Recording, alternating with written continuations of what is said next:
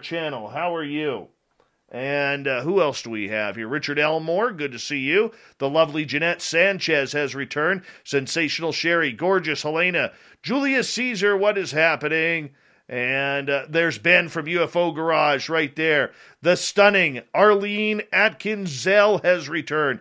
Uncle Dale and his Power Stash are here. Remember, if you are in Austin, Texas, and you see Uncle Dale walking around, rub his Power Stash for all the good luck you can wish for on Black Friday. $5,900, good to see you. As we continue on here with roll call, will we make it? That is the big key right now. Julio Avalos, nice to see you. Lovely Lauren, gorgeous Carol Indy, what is happening? And who else we got? Lee, what's happening? The Wizard Grand, nice to see you. And we're going to run out of time here. Felipe, nice to have you here. Case and Lee, thanks for coming on in. And Wesley Cornelius, good to see you. And we got like 10 seconds. Can we finish? I do not know. Gorgeous Jen A, Rich Hilke, good to see you. Ann B, welcome. And that's it. We got to rock the gas bar. I can't forget that. Horns up. Here comes Bumblefoot.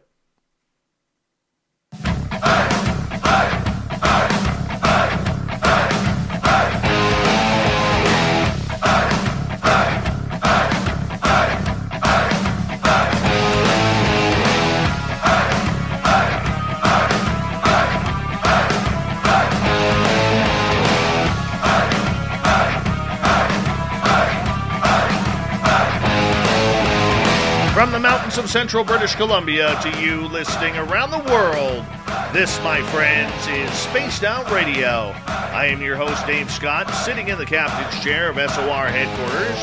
We welcome you to tonight's show on our terrestrial affiliates around North America, digitally on TalkStream Live, Revolution Radio, and KPNL. All of our archives are free. Go to youtube.com/Spaced Out Radio. Do old Davey the favor, hit that subscribe button. You can follow us on Twitter at Spaced Out Radio, Instagram, Spaced Out Radio Show, and now on TikTok at Spaced Out Radio. Our website, spacedoutradio.com. We have a plethora of features for you.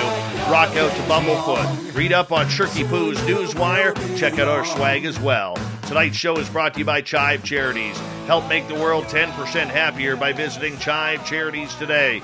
You can find them on our website. One of the most popular faces in ufology today is UFO Jane. Since 2012, Jane Kyle has documented over 1,000 UFO sightings in her home state of Texas, and counting. Even after all these years of research, though, she still has more questions than ever, and loves interviewing UFO experts and witnesses on her YouTube channel, The Weird UFO Show. She has recently joined, as well, another great show out there, the Unidentified Celebrity Review with Super Lou Jimenez, who wears a cape underneath his clothing. He really does. But tonight, it's all about UFOs. It's all about UFO Jane. Jane, welcome to Spaced Out Radio. How you doing? Oh, it's so good to be here, to be back. Yes. The last time we had you on, we were having technical troubles like anything. But tonight, it's clear sailing. The winds are blowing nicely. Good. Everything is good. The snow has not started falling here, which is even better. So I'm glad to have you back. Yeah, it's awesome. And hello to everybody in the chat who I just heard in the roll call and listening, elsewhere. Terrestrial radio, as they say. It always sounds different, when you're talking about UFOs. So hello everybody, and I am a morning person. I'll just say that. So it's really hard to be up really late, but I took a little cat nap in between UCR and Spaced Out Radio. So we'll see how I do, guys. Hopefully I can remember enough information. We'll keep you awake tonight. I promise. I promise. I have no doubt. All right. For you, you've been doing this for quite a while now. I mean, people on social media may have only got to know you over the last few years, but you've been doing this for well over a decade, chasing down UFOs, chasing down stories. You have your degree in journalism, which I love personally, from University of Texas, Austin. I mean, this is something that has become very passionate to you. How did you find that passion? Yeah. yeah, and there is a whole new wave of people, I guess you could say, after post December 2017 New York Times article, and they're very passionate and just as welcome to the conversation, just as earning of a place in all of this. Uh, but I was one of those that was into this before that big news story for sure. So I'm part of that earlier wave. But there were so many people that came before me. So to that extent, I didn't grow up seeing UFOs or hearing about people seeing UFOs. I don't remember really thinking about it. I was really imaginative as a kid, and I really liked E.T. the Extraterrestrial, the movie, and I remember having liking to do thought experiments in my head as a kid. I didn't really know that that's what it was, but for some reason, the UFO thing, the alien thing, I don't know, I never really grasped that. That wasn't something that was on my radar. And then after college, I met somebody. We started dating, and I learned that, whoa, UFOs were real. And because he, unlike me, had figured that out by this point in time. He'd grown up thinking about this stuff, reading about it. And of course, this would have been largely like pre-internet, right? When like actual like hard books. And so for me, but by the time I got into it, this is, I guess, 2007-ish is when I, first discovered, oh, UFOs are real, like really real. And then I had a journalism degree from UT Austin, and I blogged and wrote about all kinds of things, and I started to blog about UFOs nationally a little bit and thought that was interesting. And then what happened though was in 2012, I started TexasUFOsightings.com. And that was, again, it was just this further curiosity, and I happened to be a writer and I happened to be a journalist. It made sense to look into it.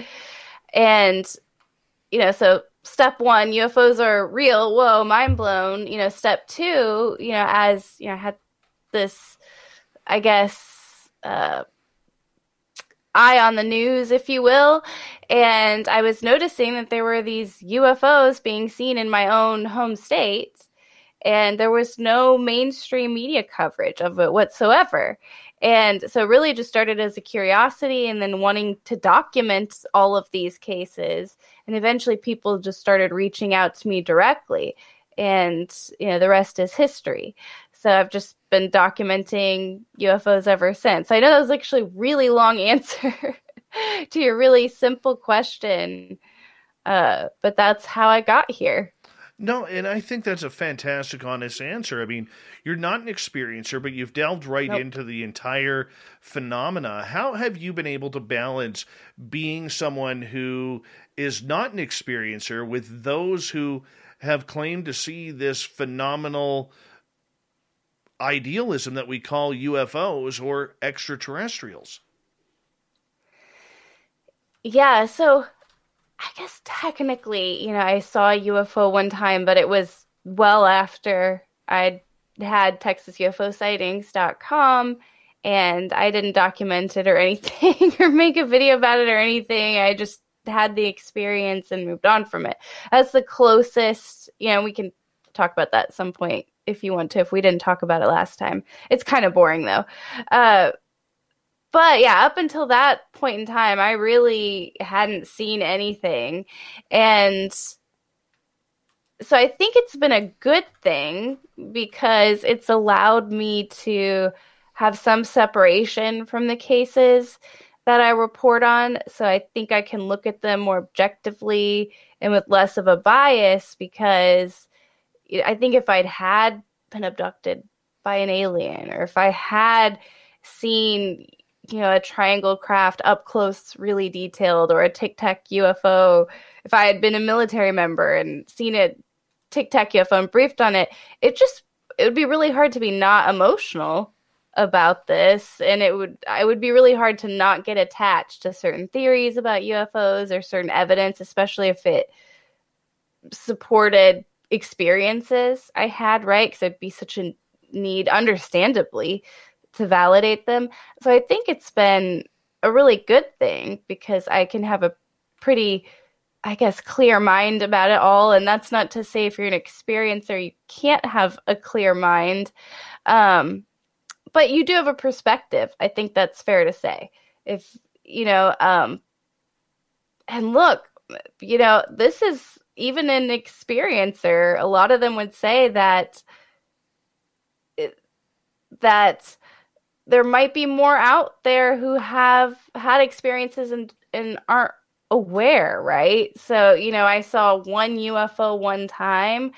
Have there been other UFOs that I just wasn't noticing, right? Or, are there experiences I've had that I don't remember, right? So I think this is a really big conversation, and everybody should get involved in it. But I do think that in general, it's been a good thing for me. And I do have a friend here in Texas, interesting enough, who's an experiencer researcher, expert, if you will. It's a hard term, in this world to call anybody an expert.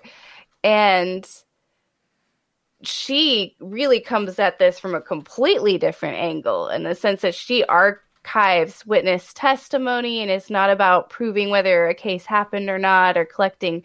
She does collect evidence in the sense that she archives, witness testimony, but her goal isn't to necessarily find all the patterns of UFOs in Texas, whereas that's my goal. So we can put our notes together and learn a lot. So I guess if I really think about it, I suppose I'm probably a minority a bit in this podcasting realm, as far as not really having an experience to share, like a fun, engaging alien encounter or Tic Tac UFO observation. I mean, I've got none of that.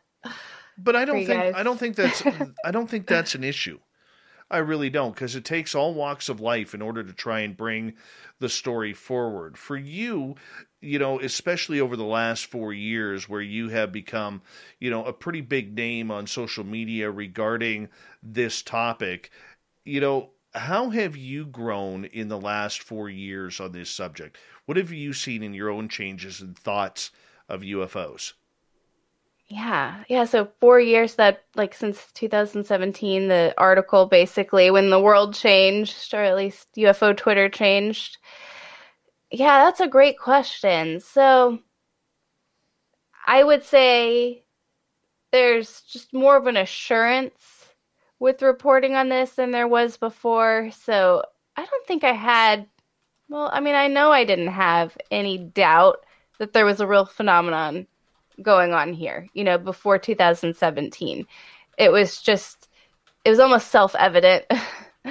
And so it's not that I had a doubt that the phenomenon was real, but I wasn't sure, if it would ever end up in the mainstream media graces, or if the government would ever really truly acknowledge that the phenomenon was real, even though that seemed to be the path that everything was going on. So I early on getting into all of this, really the goal was to prepare myself, prepare others for disclosure. And so that doesn't mean aliens are real and visiting. That just means, to me, it was very clear that there was a phenomenon that, one of those theories is that it was extraterrestrial, and that eventually this was going to be in the news. This was going to be part of government policy. That's what I guess you could say I was betting on, and getting into all of this, that all of this would be worth it, that all the preparation would be worth it, right? And so I think when December 2017 happened, that was definitely a really clear green light. Okay, yeah, this cat is out of the bag now. It's not going back in the bag. And we all need to pay attention to this cat and understand, what it is and what its next moves are, and make sure that we all get along with each other. And so that, I think it's just okay. It's more of an assurance of what I, came here to do. And it's just making it all the more worthwhile, the more people join this conversation. Do you believe, or do you consider yourself a researcher or someone who just collects evidence? I mean, there's a big difference. Like I don't, like, I'll be honest with you, Jane, I don't consider myself a researcher at all. Yeah. I'm somebody who just tells a story. That's the journalistic side. You having the journalistic side and everything, where do you fall into that category?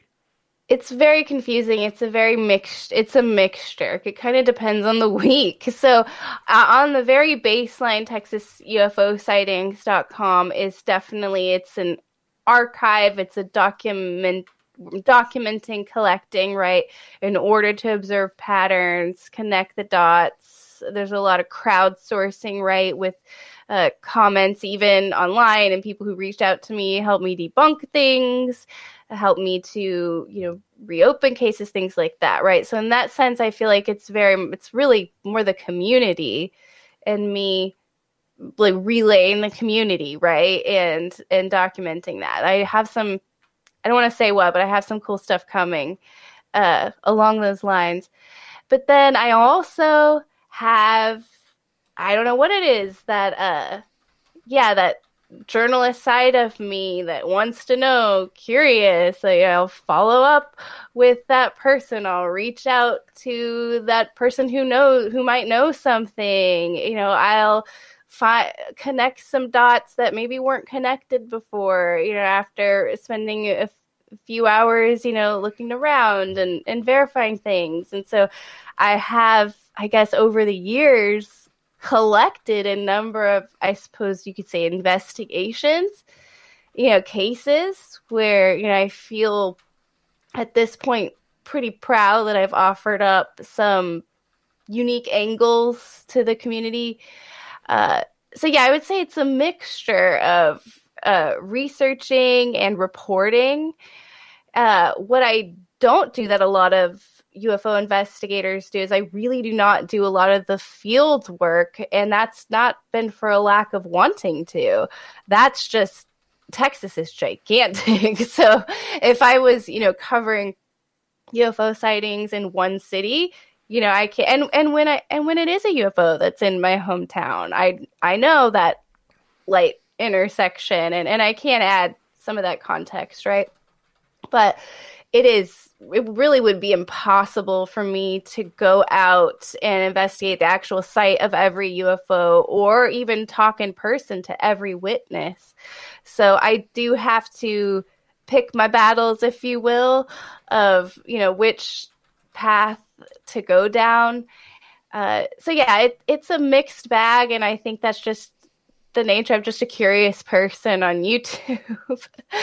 So, I mean, one of my favorite interviews, which you consider as just being a reporter, I'm just interviewing somebody.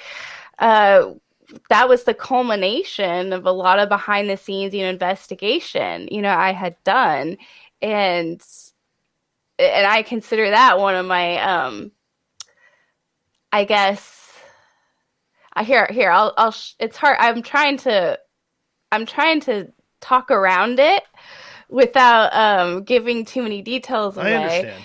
Yeah, but there's a documentary called UFO Abduction that you may recall, or was it UFO Abduction? Right, yeah, UFO Abduction. And it came out in the 80s. It leaked in the 80s just as a VHS, right? And then it was remade, or then it was re-released anyways, there's a lot of lore and legend and conspiracy around it. And so I spent a lot of time on that, collecting some different data points around it that really did add even more mystery. And then I finally, was able to, let's just say there was a lot of questions about whether this was a documentary or actually leaked footage or based on or recreating something that really happened. And so, I was able to finally track down, the director, who is it's pretty well known to go to festivals, but then also, the main actor who was the star of this documentary, and talked to him, face to face. And as far as I know, he wasn't doing interviews at the time. So, I was able to, on one hand, put that theory to bed that this was a real documentary, because here I am, talking to the actor in it. But then there were some new questions that were raised, from that interview. So I know I'm talking like in very weird, strange terms here. But I think that's kind of what I'm getting at. When I'm interviewing somebody, if I've had time to do some research, better watch out, because I've probably, I'm going to have some good questions for you based on wanting to know the truth, being curious.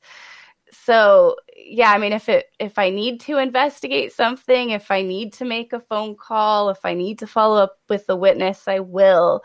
But I don't think I've necessarily labeled that myself, investigator, field reporter. And I like to have that flexibility to just seek the truth, wherever it goes. We got UFO Jane with us tonight on Spaced Out Radio. We have 2 minutes here before we have to go to break at the bottom of the hour. And what I'm very excited about next half hour, Jane, we're going to get into the whole disclosure subject, confirmation, disclosure. Which way are we headed? You're somebody with journalism background, and one of the things that I've been arguing over the last number of years is beware of the narrative that is going on. And we've seen a number of narratives and a number of people within ufology fall towards this narrative that everything we're hearing is as good as gold. Where do you fall with that? Oh, I mean, people should definitely be aware of the narrative, or any narrative. So, I mean, if you're here because you want to know, what UFOs are, what their origin are, all of that, then you're not here for a narrative. There shouldn't be one, right? Like, this is a pretty big topic for all of us to try to digest. So there really shouldn't be a narrative about UFOs. And we definitely see that there is one already, that started to get written, I suppose, in 2017, like we keep referring back to. The narrative, I guess, would be that UFOs could be ET, could be alien, that they could be a threat. So we're starting to come up with some bullet points, some conclusions that are going to influence now, national defense policy, it looks like, and the hearts and minds, of the citizens. So those are some really, really big assumptions, right? And I think if you are an experiencer or you're a researcher, you've been following this topic for a while, you definitely owe it to yourself and all your family and friends to make sure that those assumptions you're making are based on really good information and good research, and also with good intent, right? So this idea that we're suddenly going to be given the truth about UFOs and their origin, if we just ask for it enough, we're going to get it, is probably a mistake, right? Because that would assume that there's somebody or a group of people that can give us this answer. So I guess intent's the wrong word, but with the right expectation, right? So we want to go in informed and looking out for one another, but also with the right expectation that we may not ever get these answers. I'm going to get you to hold on right there because we are going to step away for a break here at the bottom of the hour. UFO Jane on Spaced Out Radio. Disclosure, narratives, and more when we return on the mighty SOR.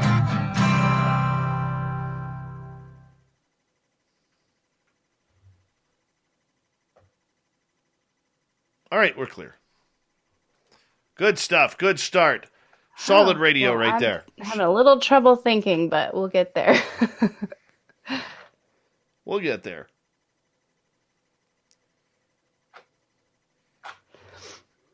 Is it Spooky Morales' birthday? Oh, it's this week. When is his birthday? Hi, Ross Lambda. 35th birthday. Oh, to be 35 again. God, that was a good year. What year was that? That was 12 years ago. 13 years ago. Holy shit. Wow. 13 years ago. We're in 2021 minus 13.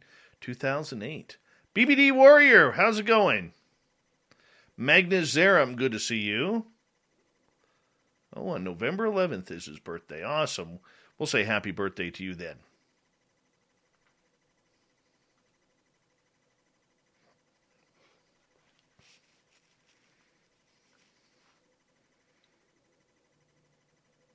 It's an awesome microphone you have.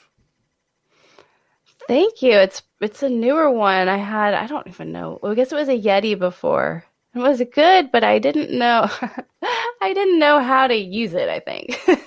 So this I don't really have to think about is the trick. Yeah, nice. Nice. Yeah. Yes, you never go wrong with a good microphone. I think am I going to be on the UFO Garage? Do we have an interview scheduled? I think so. You should. I think I do. You could bug Ben about his patch beard. Oh, yeah. What's a patch beard? Just grows in little patches. Oh, okay. Yeah, that makes sense. Yeah. Well, hey, not everybody can make it happen quickly, right? Everybody has a different starting point. Exactly. We love Ben around here. He actually, him and Joe are just from UFO Garage. They are just amazing. Amazing. There's Ben again. I also grow a natural mullet. Oh, I love you, Ben. Love you, man. Let's bring the mullets back. Oh, yeah. My son plays hockey with a kid who his parents specifically cut a mullet into his head. It's awesome. Total hockey hair. And he wanted it? Like it was his like He's only 8. Picked the style. Okay. 7 or 8. So, it works. Hi, Vash the Stampede. I think on a kid, I feel like on a kid it's could be cute. I'm trying to picture it in my head. I think a kid can pull it off. Oh, yeah. Yeah. I would love to see more mullets out there. I need something to laugh at. I got to go to a racetrack here soon, just so I can count the mullets. Mm-hmm. I'm sure there's plenty of events here in Texas. Yeah, well, time it right that you could. I'm out of time here in BC. See a good portion because we're about to go into winter here quickly. So, once let's see. Oh, this Saturday I'm actually going out into the forest. We're going to go look for some Sasquatch at night. See if we can hear anything at night. Nice. Yes, got some night vision. I'm waiting for I just got a FLIR camera coming. Whoa. That was so you're doing it legit. Trying. it's cold out. That's the problem. Mm-hmm. Is it's cold out, and cold sucks. But Yeah. this is warm. This is warm compared to where I will be bitching and complaining in a few weeks. So I'm okay. Yeah, I guess that if I'm ever invited Bigfoot hunting, I need to make sure to ask what time of year. Yeah. Yeah, not in Canada at this time of year. I wonder if there's a certain. I'm sure there is. I mean, are they more likely to show up in the winter or summer? Don't know. I have to. Hi, G West. I gotta find out what kind. It's a handheld one. Hey, Oli, how are you? Both of my Sasquatch areas were affected by forest fires this year. So I got to go and figure it on out. Who else is here? The lovely Nicole Perrin, otherwise known in French as Nicole Perron. Excuse me. A big thank you to Kaysen, Alicia, Spooky, Todd, and Black Dragon for the amazing super chats. The super chat is a great way to support what we do on this show on a nightly basis. Here we go with the second half hour right now.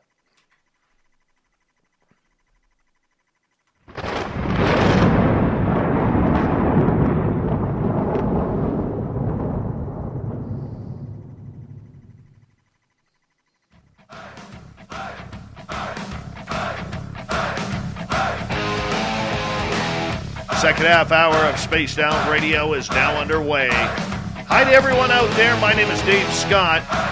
I am growing my winter beard so that way I don't freeze. I hope you like it, even if you're in Radio Land and can't see it. But nonetheless, we want to say hello to everyone out there and remind you that if you're missing part of this show or others, check out our free archives by going to youtube.com/Spaced Out Radio.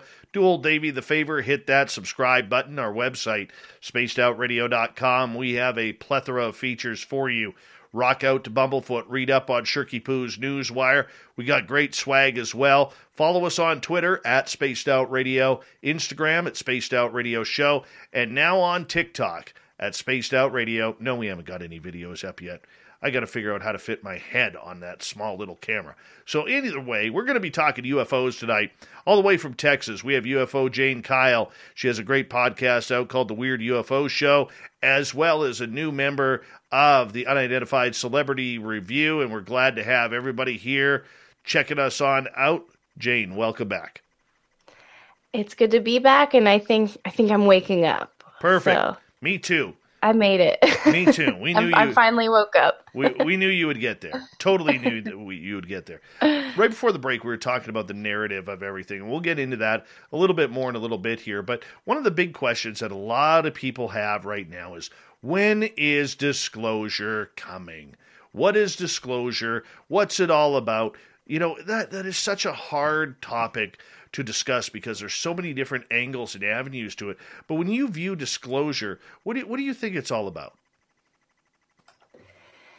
Yeah, I mean, I really think of it as a process. So I don't look, we very well might in our history books, you know, in the future be able to say, hey, disclosure happened, July 5th, 2022.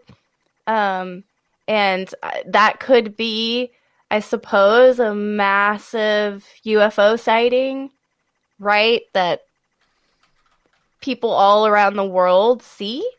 I think that could definitely be an overnight disclosure event, right? Where certainly you'd still have people debating, did I see that or not? Was that government or not? You might still have some stragglers, but I could see an event like that. But outside of an event like, or I suppose if you had, a presidential speech where, somebody, I think it would have to be the president of the United States, at least if we're talking about disclosure for us, right? So it would have to be the president. I don't think there's anybody else that could have a speech and then that lead to overnight disclosure, right? I really do feel right now still it'd have to be the president, of the U.S. saying aliens are real, not just UFOs, right? So I suppose you could have, a day like that. That was the day disclosure happened. But truly it's a process. And I think how the history books will talk about it is they'll say it started maybe in the 90s or 1947, who knows? But, really December 2017, their Pentagon UFO videos were released. It'll be a timeline, like you see in your history books when you're learning about evolution of mankind or anything, right?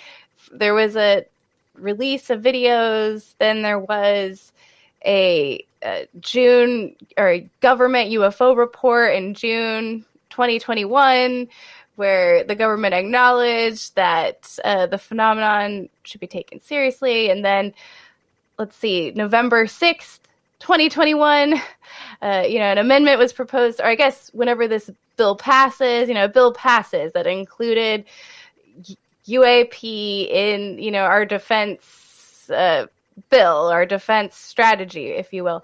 So it'll just be this stair step to this culmination where, we are all aware that the phenomenon is real and that there is life outside, of our planet. And so that stair step to disclosure could include stories about life being on Mars or Venus. It could include stories about ancient life here on Earth having, maybe alien DNA.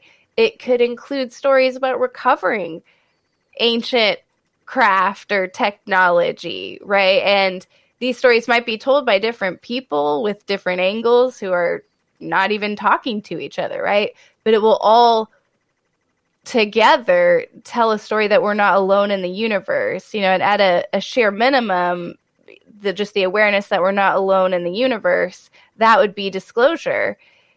Now, does that actually mean that we're not alone in the universe? That's a different question entirely, right? Disclosure is a group, we're as a group agreeing, signing up to this new paradigm together. So I do think it's happening.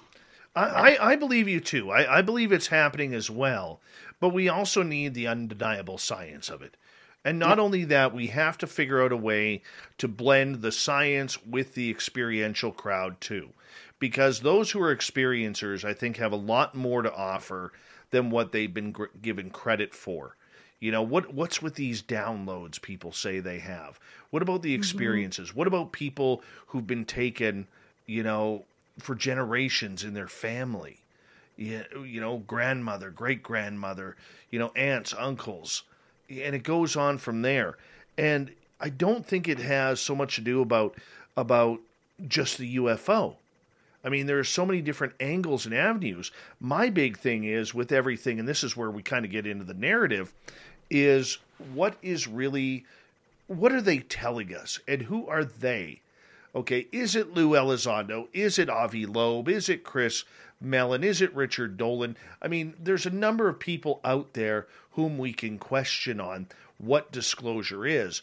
But I don't think that disclosure, like a lot of our listeners and your listeners really think it is that it's not something that is just straight down the line. There are different avenues going all over the place, which makes it a much more difficult topic, don't you think? Oh, absolutely. And if you're getting in that black and white either or thinking, it's going to be really frustrating, and the truth is going to be really elusive because, when we're talking about objects that are unidentified, that's a really vast subject. So it's really, you're immediately just shooting yourself in the foot if you start boxing things and getting attached to specific theories, right? There could be physical craft with physical aliens traveling from, one planet here, whatever, with their warp drive that have visited Navy ships. And then there could be other craft that are interdimensional that have had gray aliens that have abducted citizens, right? So we could have a lot going on here. So, and we probably do, alien or not, we probably do have a lot going on here. I mean, let's talk about ball lightning. That's a super fascinating phenomenon that we still have a lot to learn about, that really gets grouped in that UFO bucket, kind of rightfully so. So that's an example, right, of just how big this subject is. So yeah, so everybody should be involved in it. This is also a question, are we alone in the universe, that everybody has a right to ask and try to answer and to have a theory about. So this idea that, it didn't happen unless Christopher Mellon tells us it happened, or unless Elizondo tells us it happened, or the president, that, yes, of course, we live in a reality where, when the president says something or Elizondo says something, it has more of an effect than when I say it, even, or when somebody else says it. So, of course, that reality exists, and so we can follow the news and understand that. But personally, I would really implore people to let go of those specific theories and just understand how vast this is. And yes, and to your question about experiencers, yes, they're absolutely crucial to this. I mean, we would not be here I don't think that we would be here having this conversation if it wasn't for the experiencers, if it wasn't for, let's say, Roswell. We still don't know if that was an actual case of gray aliens interacting with humans here on Earth yet. And I don't think that we would be here today talking about the Tic Tac UFO if it wasn't for Roswell, if it wasn't for these deeper questions and these scary or more amazing, however you want to see it, interactions. And there is absolutely a consistent pattern to these testimonies. I mean, it took me a while to really accept. And I don't know if I'm completely there yet, but I'm learning to accept the abduction phenomenon just for what it is, and I'm trying not to project onto it, because it is what it is. And it's interesting with different really famous cases, how we ignore the witness testimony. And because, for example, the Rendlesham UFO, people are pretty familiar with the nuts and bolts aspect of that case, and Colonel Holtz and his take. But then there's also Jim Peniston, who touched it and had a download, right? And that his testimony is, if you're just doing a cursory glance or research on that case, you may never even find out about that. And why leave something like that out? So it's really tricky, though. And I say this to experiencers very lovingly. Remember, though, that let's say you're getting a download or you're getting communication from an ET being. That really is all it is on its surface. And whether or not that communication or that download of information is true is, the researchers that you're sharing this with and the, your fellow human beings who, haven't had those experiences, they're still going to do their due diligence to find out if that's true. And you just kind of have to prepare your heart a little, right? If you say that, you've had an experience with an alien and they say that they're from the Zeta Reticuli star system, right? I mean, that's actually the Betty Barney Hill incident, right? Be prepared for there to be research that claims no aliens could come from the Zeta Reticuli star system, right? Or be prepared for people to say, well, the aliens were lying to you, right? So we're really if we're going to really get to the bottom of this, we're going to really rely on honestly, on experiencers to be pretty brave here and pretty strong here and be pretty level-headed here, because we're asking them to be vulnerable and share these experiences and these testimonies, which very well may have that gold that we're looking for, right? A lot of the answers that we're looking for, but we're going to be scrutinizing it, and we're going to have to. So I think it's going to be uncomfortable, but it's going to be necessary in order to further this discussion along in a truthful way. I understand exactly where you're going with that. And, one of the things that I think a lot of people debate on is whether or not we're putting too much stock in people like Luis Elizondo and Chris Mellon. Look, they're the closest we have to this information. I wasn't a fan of them on the record when they were with the To the Stars Academy. Since they've split away, and I've had at least the opportunity to talk a few times with Mr. Elizondo, I can say that I believe in what he is doing. I may not agree with everything, but I think he's got some information that we all need and that he wants to eventually reveal. So are we putting too much stock and too much of a demigod type of attitude around Mellon and Elizondo? And, because that could lead either A, to a lot of disappointment, or it could lead us to the promised land. We really don't know. Mm-hmm. Oh, yes. We are definitely putting too much stock in Lou Elizondo and Christopher Mellon. And I think that Lou Elizondo maybe would even agree with that. Obviously I haven't asked him. We shouldn't put so much stock in any single human being or any group of human beings on this. And that's just silly to do, right? So, put yourself in Lou Elizondo's shoes. Pretend like you're Lou Elizondo, right? And would you want people relying on you for all the truth about, you the cosmos? You probably wouldn't. I don't think most people really want that burden. So I tuned. So when Lou Elizondo he gave a really harrowing speech. I recall at UFO Congress. I don't know how many years ago. And I remember paying really close attention and just analyzing that speech like crazy and just taking that for myself. And then I remember thinking, okay, I'm not going to... and I really like Lou. I don't say this. I only say this with respect, but I said, okay, I'm not going to listen to any more interviews. Once he started doing the rounds, I decided I wasn't going to listen to any Lou Elizondo interviews because he was doing interviews with pretty much every single person I knew and their dog. And it was very clear to me that after that UFO Congress, that this was going to be the guy. And I wanted to be outside of that sphere, and I wanted to see what it looked like from my perspective a little while before I hopped on that bandwagon.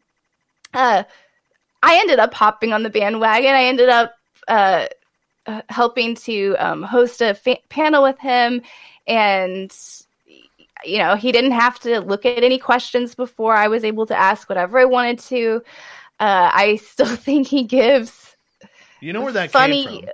You know where that came from? The whole presenting questions before they... Yeah. That came from me. I kept it. I don't know if anybody actually knows that.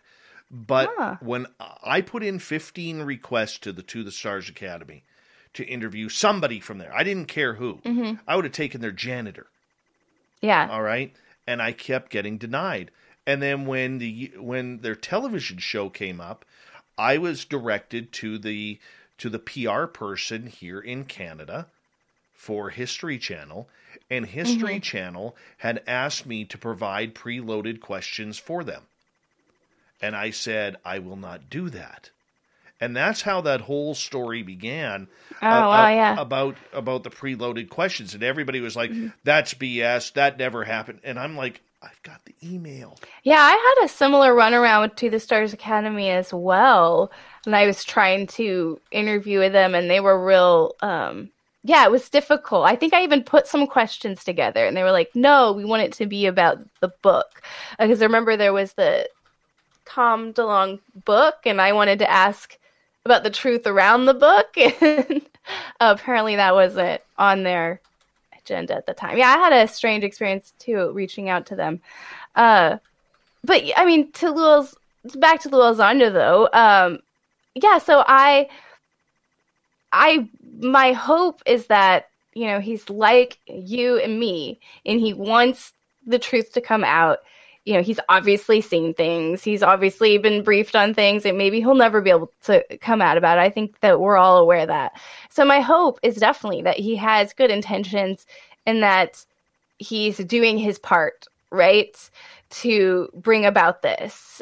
Because I really want to believe that, and I believe that thus far. I have not seen anything in all of these years of observing from afar and and looking for things as a journalist. You know, I have not found anything that he said or done that makes me directly doubt that, right?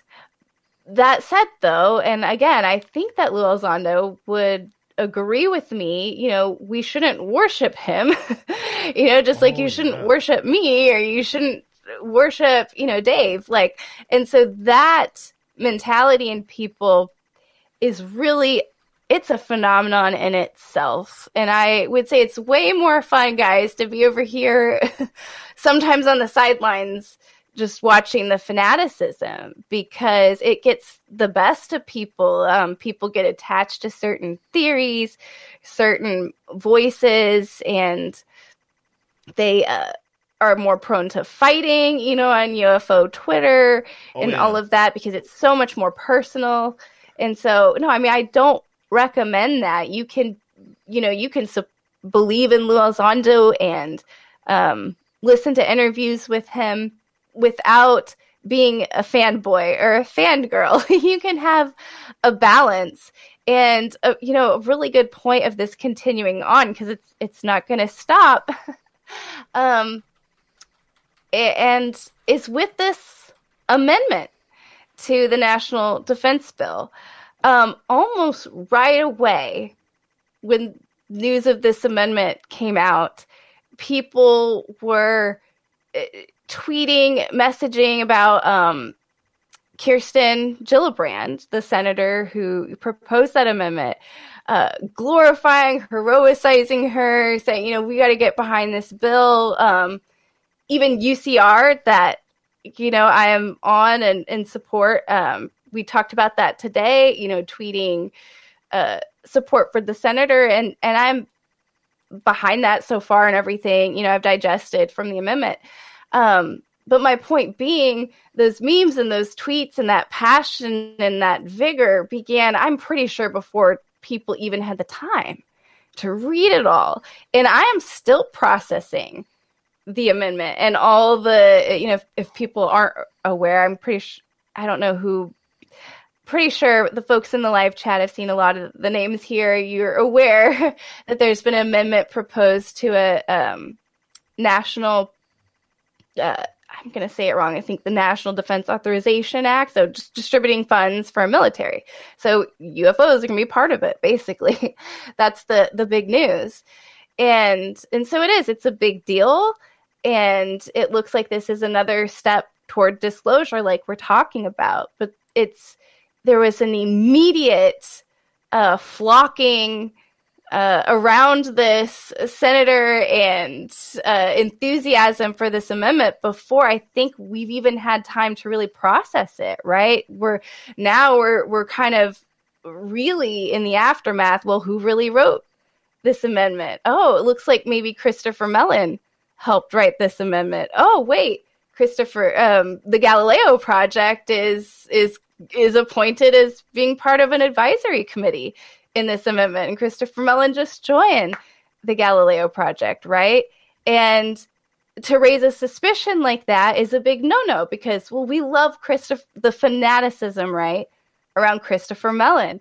So, you know, as a journalist, I really avoid that, and it's not personally against Mellon or Elizondo or Senator Gillibrand. I mean, all of them have done more than I've ever done, right, to further information and truth about the UFO topic. So it's not personal against them, but I'm definitely not going to be a fangirl of them. And I think that's what, people who subscribe to me on YouTube and follow me, I think that's what they want is for me to, yeah. Well, we're going to go to break here at the top of the hour here. UFO Jane Kyle is with us from the Unidentified Celebrity Review and the Weird UFO Show, both on YouTube. We're going to continue. Fanaticism in ufology. That's a topic we really haven't covered on this show. I say we run with it. Let's see where it goes. Yeah, it's something about this like late night hour here in Texas. Just gets it's woo time on the Mighty SOR. I think that's what it is. With UFO Jane Kyle next.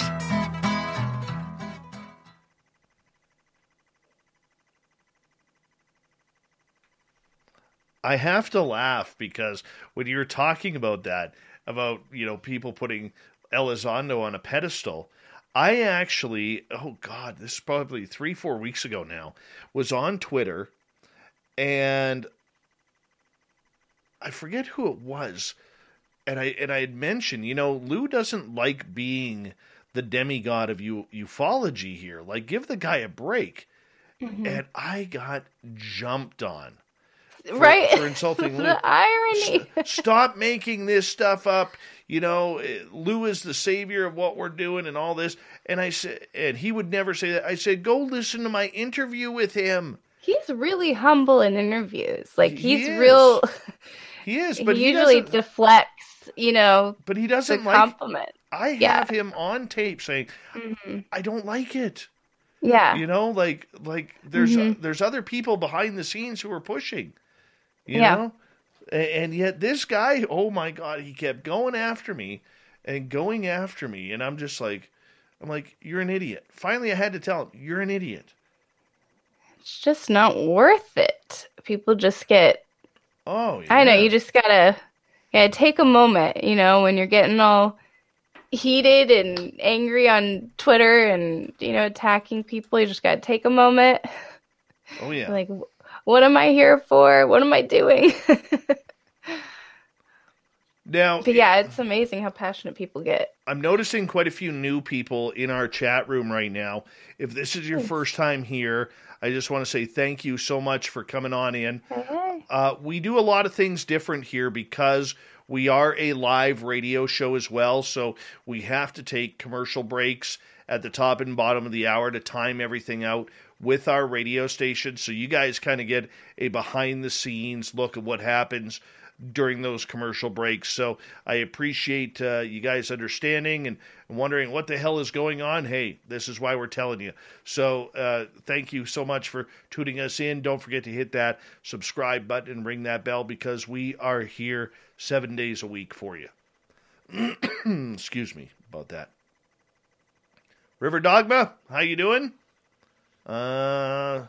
Science Bob will be back in a couple of nights. Don't you worry, Grandmaster. He's coming for you. Let's see here. Bim Jim, how you doing? Good to see you, buddy. All right, I think we're good. We're good. We got a few minutes here. Mm-hmm. Your background is so awesome, but it it's like I have to study every section of it, to fully. I can take you on a tour if take you want. it in. I can take you on a tour if you want. Yeah. Hold on. How much cord do I have here? See how much cord I have. Oh, there we go. All right, so that's our YouTube screen right there. There we are. There we are. You can wave. I'll go like this. And, hold on. See if it's a delay. Yeah, there you can see the delay. This is our Spreaker. That's my hand lotion because I get dry hands. There's kind of my alien section there. Nice. Candles. And alien section. And then my large orb. My gnomes. My shark. That's my daughter's guitar right there. I hang that up for her. And then that red one right there, that was my son's guitar until the electronics went in it. So I hung that one up. I'm retiring that one. That one is goes out of tune easy. Come over here. Don't mind my jacket right there. But this is all my electronics boards. I've got a couple of them shut off right now. Just some art from some fans. And then there's my Bigfoot search kit lunchbox. And then, hold on. We come over here, and there's some of the art that people have sent me.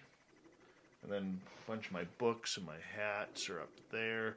That's my Canadian flag, picture of my daughter. That's where I put my hats. This is my messy section. Every office has a messy section. Oh, yeah. So that's my messy section. Oh, that's nice. There's my tin foil, just in case the aliens come. Yeah, I have my tinfoil around here. My Guns N' Roses candle right there. That's my Guns N' Roses bandana. My other Guns N' Roses stuff behind my tarot cards over there. Yeah. It's kind of the tour. There, so nice and cozy. It's good energy. There's my green screen that's Ooh, falling you got your apart. green screen. There's my hot sauce bottle collections. That's all my tech sweet. stuff up there. Yeah. So, it's kind of how we play it. Oh, and then there's that big chin of mine. Do you have more than 2 kids? I got 3. Do they all play guitar? 2 of them. My youngest is in lessons. My youngest is going to be a rock star. That's it. So fun. Oh, yeah. He is just taking to the guitar like anything. His guitar teacher is just like, this kid is going to be amazing. Wow. Yeah, and I'm just like, cool. Let's rock. Let's rock. We got about 25 seconds here, so anybody else new come into the chat room while I was taking you on a tour? Let's see here. No. That I see. And big thank you to Black Dragon, Todd, Spooky, Alicia, Kaysen, and Mark for the amazing super chats. Really do appreciate it. Or G West is in there too. I apologize. I didn't write you down, G West. But we're going to continue on here right now.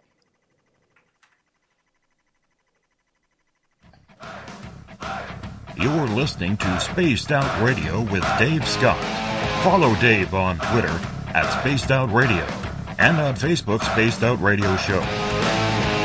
Hour number 2 of Spaced Out Radio is underway tonight. My name is Dave Scott. Thank you so much for taking the time to join us. We really do appreciate earning your listening ears wherever you are on this beautiful planet we call Earth. Hello to everyone listening in on our terrestrial affiliates around North America and digitally on TalkStream Live, Revolution Radio, and KPNL. All of our archives are free. Go to youtube.com/Spaced Out Radio. Do old Davey the favor. Hit that subscribe button. The Desert Clam has set the password for tonight in the SOR Space Travelers Club. Kashamik. Kashamik is your password. Use it wisely, Space Travelers, as the Clam sets the password each and every night right here on Spaced Out Radio. Our website, spacedoutradio.com. We have a plethora of features for you. Rock out to Bumblefoot, read up on Shirky Poo's Newswire. You can check out our swag as well. Follow us on Twitter, like our good friend listening in right now, Julie Bond, Julie Bond. Or check us out on Instagram at Spaced Out Radio Show, and follow us on our new TikTok channel, which is at Spaced Out Radio. Here we go with UFO Jane Kyle in hour number 2. We're rocking it out here because she is part of the Weird UFO podcast show, Weird UFO show, and Got so many different different things going on. Now UCR, Unidentified Celebrity Review. Be honest, what do you think of Lou Jimenez's mustache? That's pretty nice, eh? Very nice. Does he have one right now? He better. Yes, he does. Yeah, I like it. I'm a fan of his. Yeah, Luis is the best. He's the best. I am so excited to be part of UC. Now I feel like I have to go look up the state of his mustache right now. It's not like super thick though. Is that what you mean? No, it's just nice and tight. Yeah, it's it's tight. It's like you don't even notice it almost, right? No. Like he's got a strong lip blade, very strong lip blade. We'll be honest with that. Right before the break, we were talking about. Can't pull it up. We were talking about, the stress that is going on in the UFO community, mainly on UFO Twitter, where it's become a battleground of sorts. Of skeptics to non-believers to those who are diehard followers of people like Lou Elizondo or even Anjali or anybody like that. The state of UFO Twitter right now, I think, is ugly. I will be I don't see anything pretty about it. It used to be a place of information.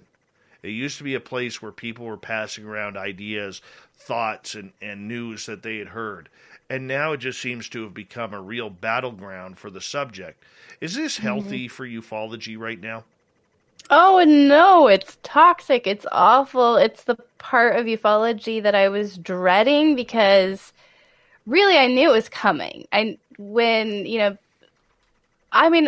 it's so funny. Before 2017, I feel like I was like, when is the government going to come out? I can't wait.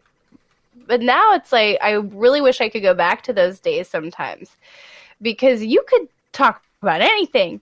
You could share any UFO video or whatever. And sure, there were still trolls and debates, but I don't know. It was just, you really did feel free to share any idea that you had. And it was just a pretty uniting topic. I guess it was also a smaller group of people talking about it. So maybe that helped. But yeah, kind of ever since, though, it hit the mainstream and UFO Twitter became UFO Twitter, when was that hashtag? I'm curious of when that hashtag was first created. Was it always around? It was right after the To the Stars Academy came out. Okay. Yeah. Okay. Yeah, so it was pretty, things were pretty friendly and light for a little while there. But almost right away, though, I do think it introduced an element of seriousness to the topic, rightfully so, right? Because it became more serious, and then as a result, people get, I guess, more passionate about it and cue the fighting, and there was a lot of, wanting to take credit, either, it's so funny. Not because the people who would be tweeting, they wouldn't want credit for disclosure because they weren't necessarily researchers, or the folks who are fighting, I guess I could say, almost like they're fighting over which researcher should get credit for disclosure, right? Like, I think it's Tom DeLonge, or I don't think Tom DeLonge's helping with this at all. And so very much that was an early on UFO Twitter war, if you can recall. And I do feel ever since it's just escalated and it's become increasingly personal and nasty and divisive, in the sense that there's like these people attaching to hashtags or not hashtags outside of UFO Twitter, right? It's definitely just gotten nastier. At the same time, though, Twitter and UFO Twitter really is what you make of it. And I only am going to spend so much time and energy on that sort of thing. And so I really don't find myself in those threads and commenting on them. And so as a result, it's really now it shows up in my feed. So, unless you're feeding that, if you're not feeding that, you're not really going to get it. That's not going to be your experience. So I think there's some, choice to participate or not. And so people just need to remember that. Like, you don't have to get involved. You don't have to say your piece. Chances are you're going to be misunderstood. So you're only going to go backwards with an angry tweet, usually. Very true. Very true. And it's kind of stunning, how I look at myself, I look at other people that I know. Michael Huntington, he's another one who's a good friend of this show. I know he's in our chat room tonight. But I look at people, anybody who has a differing thought or poses a differing question is automatically treated like a vile, rude person who shouldn't be allowed anywhere near ufology. But shouldn't we be asking more questions? Shouldn't we know the answer to, hey, Tom DeLonge, when you had your opening press conference for the To the Stars Academy, how come there were no press involved? You know, or ask the Navy, you know, certain questions, or ask Lou Elizondo certain questions, or Chris Mellon, anybody. We should be allowed to ask questions. We shouldn't take everything as verbatim. And yet, here we are. Especially on a topic like this. And especially it's you know, I kind of understand a little bit if you're newer to the topic, I wouldn't say that you're falling for the narrative. I just think if you're newer to the topic, it's just like anything, you know, you don't have all that legacy to go off of, right? So you're going in like bright-eyed and bushy-tailed, right? And it's somewhat understandable to be following along with all of this pretty passionately and optimistic. And I actually think we need those folks. We need fresh eyes with fresh intentions, right? However, though, if you've been in ufology for a while, if you've been in it, you know, before 2017, I mean, all that you really can know is that we don't know what UFOs are. And there's been a concerted effort to lie about them and deceive the public for decades. I mean, we know that. And so to have this mentality like, oh, Tom DeLonge, rock and roll star. I sound like an old lady. I actually really like Blink-182, and Me I too. grew up listening. But this to just be like, hey, look at, you know, the government was just going to keep lying about UFOs, but then, you know, Tom DeLonge changed everything, right? And then just to be, you know, signing up for, you know, whatever that new narrative is, right? That seems strange to me. I mean, we just came out of this world where UFOs weren't real. And now they're real, and now we're just going to get all the truth and everything, and it's just happening super organically because people just want it. I mean, people wanted the truth just as much. You know, after Roswell, there was a whole flying saucer craze, right? I mean, you can go throughout history of humans wondering about, are we alone in the universe, asking these questions, right? So, you know, what really is different about right now? Is it that Tom DeLonge started talking about it? I don't think that's, you know, I don't think that's the reason, you know, we're all here today. And again, it's not personal against Tom DeLonge. He did more, you know, again, he's done more than I have, you know, thus far to contribute and further, you know, this along. But there's obviously a bigger effort here. There's a lot at stake here, and we can't deny that. We can't ignore that. We can't ignore that darker history, that darker cover up, and we can't presume it's not there anymore. All of a sudden, you know, we snap our fingers and those elements aren't still there. Still maybe trying to drive things, you know, and I think a good example would be, because I think people struggle with this. They're like, oh, well, what do you mean don't trust the narrative? Are you saying that Kirsten Gillibrand is a bad person and she's lying? No, that's not at all, right? But we are all, you know, Senator Gillibrand, Elizondo, you, me, everybody in the live chat, we're all being influenced and guided by all these forces and influences around us, right? And I mean, if you're going to pick any topic, any topic outside of UFOs, let's just get rid of UFOs for a minute. Cosmetics, if you're a woman, right? How might you have been, lied to or deceived, by makeup companies and beauty brands, right? So it's no different with UFOs. And we have to, and the more that it becomes a mainstream news topic, the more that it influences national policy, the more jobs that can be created from this, the more deception, the more corruption we should expect. And unfortunately, it seems though that people, I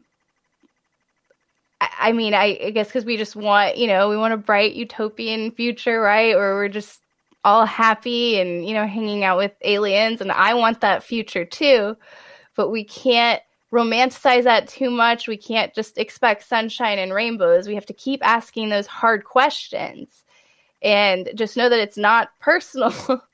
And it's just all for our best interest together in seeking this really big truth that really probably we won't really get to the bottom of, in our lifetime. Truly. How do we get there? How did we get to where we are right now?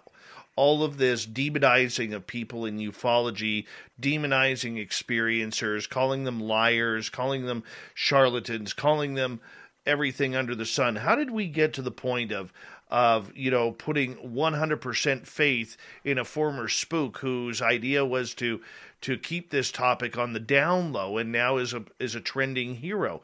How did we stop believing in researchers who have been doing this for 30, 40, some 50 years and trying to bring truth out and have never been able to get there?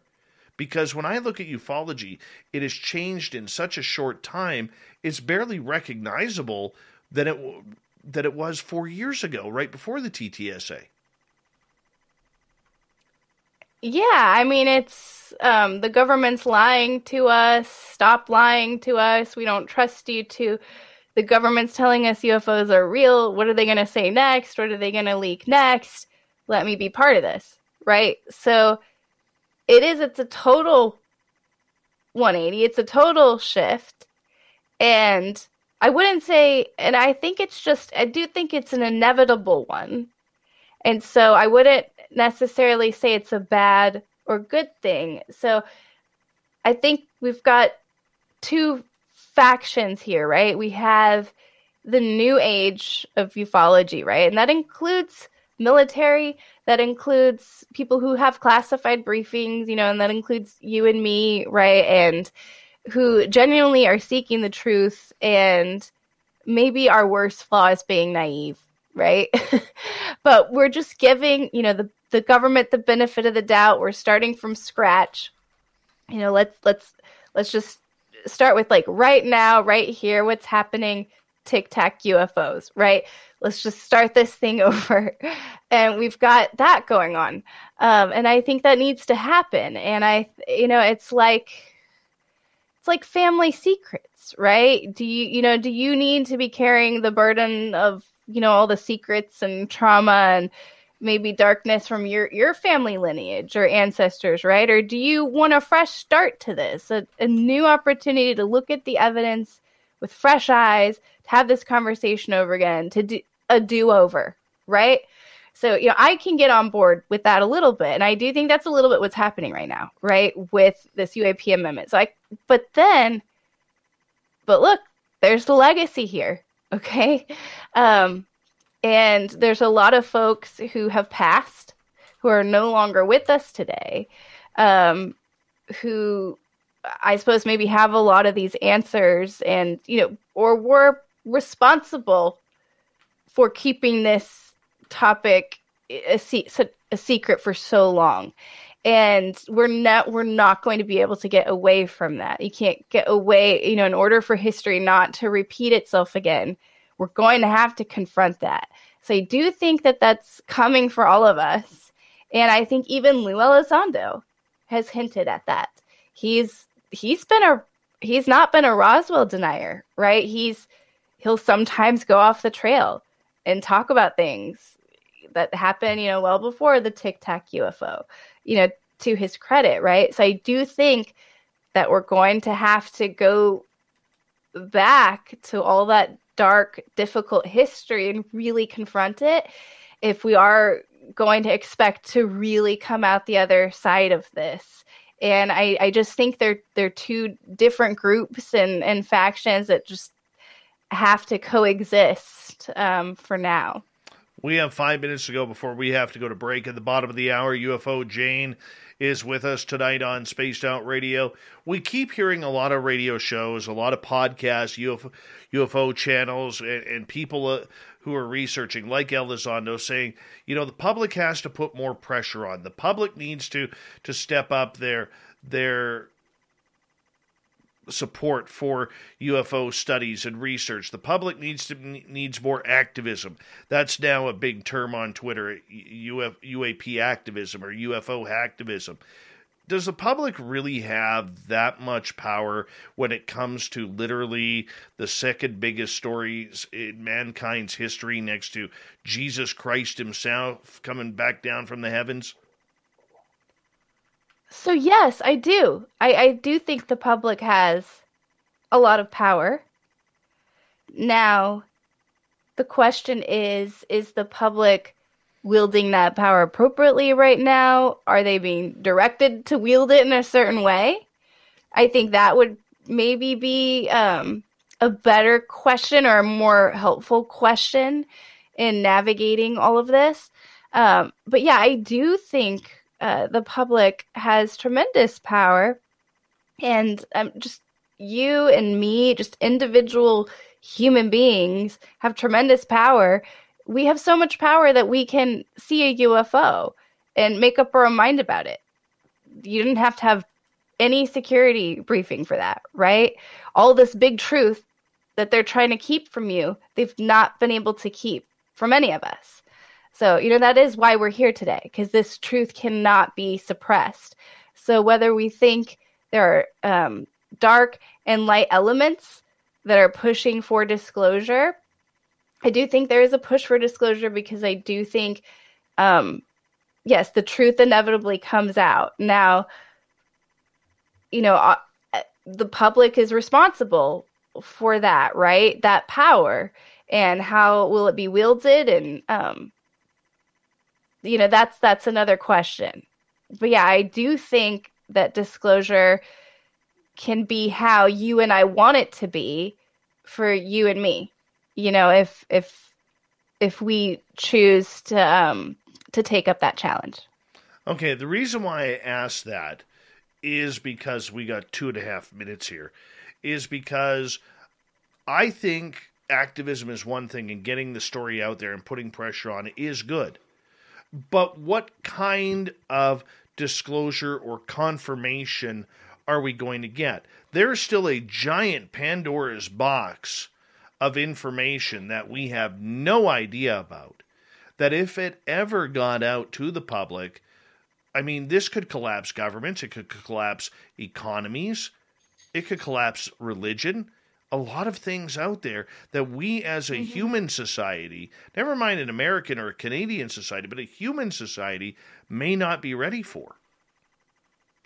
Yeah, absolutely. And we are the wild card, right? So let's say, the public was more open to UFOs and the idea of aliens, and they already were thinking about how it would impact their religious or spiritual perspectives, right? That type of public, maybe the government doesn't feel as worrisome about sharing UFO truths, right? Or evidence that they have collected so far. So, yeah, I don't think it's unquestionable that humans couldn't get our act together a little bit and show that we can handle the truth. So if you come from the military or your former counterintelligence, right, you understand what the military is looking for and what decision makers with these top secret clearances are looking for. You know what signs they're looking for to feel confident enough to share UFO evidence, in the public. So I don't think it's unfathomable that there could be some folks out there trying to just urge us along to be able to cope with this more, so that, look, whether or not our own U.S. government wants us to know about UFOs and aliens, what if another foreign government tells us some about them, right? Or what if there is a mass sighting event? This is not something, if it's real, that the U.S. government can control. Very true. Right? So, very true. Let's hold it right there, so that way we could go to break here at the bottom of the hour. UFO Jane Kyle is here from the Weird UFO Show and Unidentified Celebrity Review. We're going to continue with the UFO talk. Where it's going, where it's come, where it's gone. And we'll take your questions here in one of our chat rooms as well, here on Spaced Out Radio.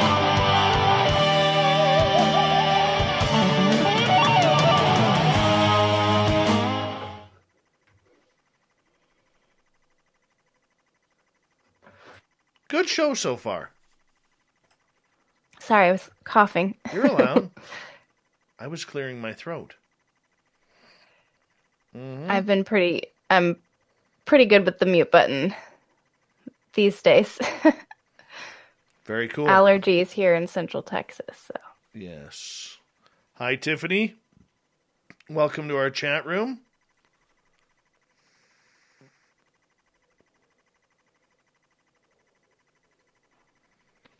Please put your questions in capital letters. Appreciate that.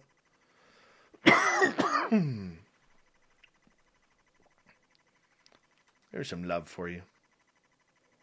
Aw. Thanks, Purpose and Grace. What a great handle. Mm-hmm.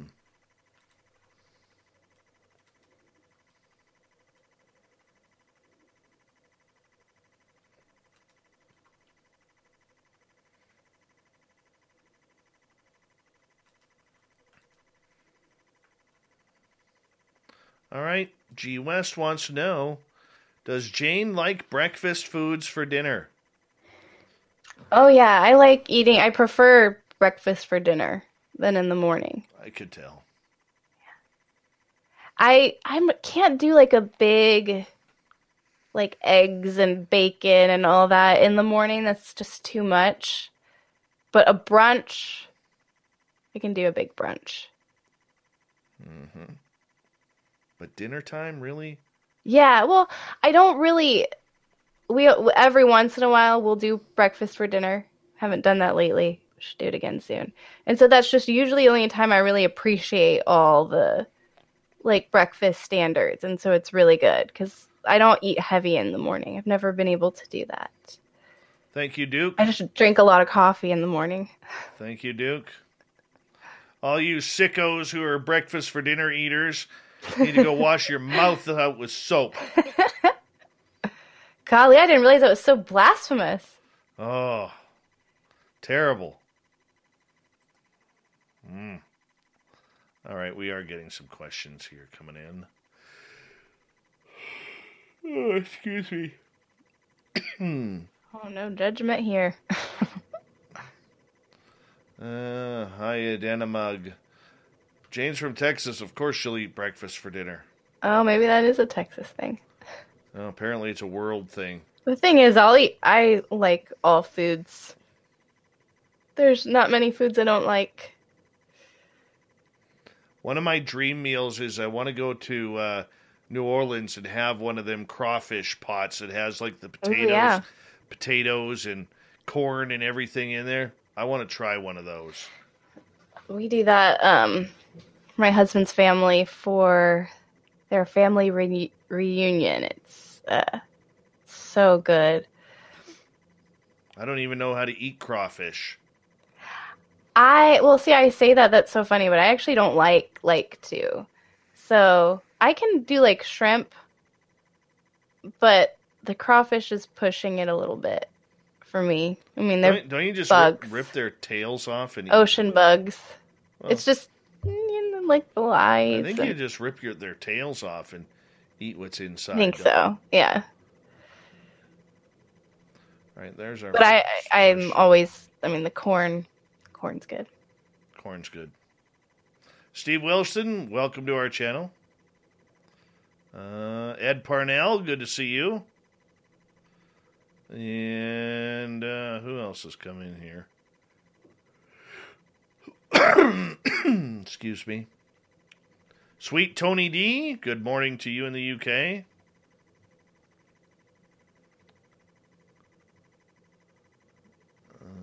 RB, good to have you here.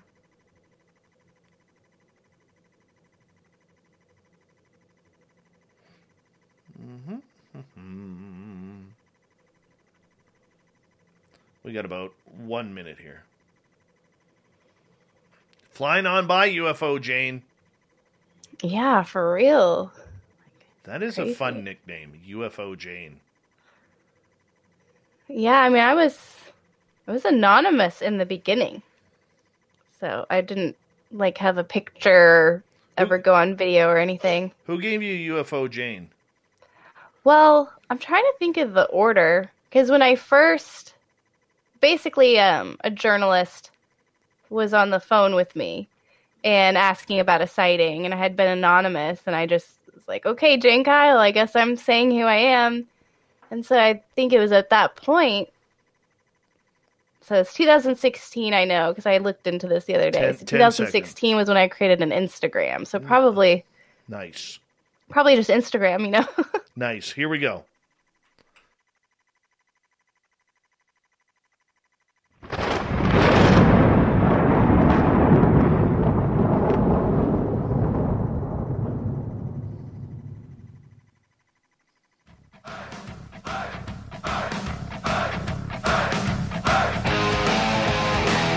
We pass the halfway point of Spaced Out Radio tonight. My name is Dave Scott. Thank you so much for taking the time to join us. We really do appreciate earning your listening ears. Want to remind you that if you've missed portions of this show or others, check out our free archives by going to youtube.com/Spaced Out Radio. Do me the favor, hit that subscribe button. Our website is spacedoutradio.com. We have a plethora of features for you. Rock out to Bumblefoot. Read up on Shirky Poo's Newswire. You can check out our swag as well. Follow us on our brand new TikTok channel at Spaced Out Radio, at Spaced Out Radio on Twitter, and on Instagram at Spaced Out Radio Show. We continue on tonight with the UFO talk with UFO Jane Kyle. She is with the Weird UFO Show and the Unidentified Celebrity Review. Jane, welcome back. Welcome. Good to be back. Good to be back. There we go. Let's start off with some audience questions here. David says, what percentage do you think is military compared to something that is actually from another world? Oh, man. Golly, that's so hard. I mean, percentage of sightings in Texas, percentage of, the UFOs that were in the June report, right? Or just all UFOs? Oh, golly, that's such a big question. I can't help but get super analytical about it and start trying to break it down. My instincts are that a lot of the triangle... Here's what I'd say. The triangles are probably the most persistent, perplexing, and well-documented UFOs that I've covered here in Texas. So if I'm just going to focus on my expertise and what I've covered in Texas, those have been the ones that have stood out the most to me. And I do think, a majority of those could be military, because I know that we have technology that's pretty similar, or had. And so I think my question more is the origin of that technology and what was it inspired by. So as far as the triangle crafts, which are the more amazingly well-documented phenomenon here in Texas, I do think a good chunk could be military. But it's anyone's guess. That's why we're here. It's unidentified. The orbs, those don't seem military to me. Those don't seem. I'm not even sure if those are piloted by like a gray alien, right? Or a humanoid.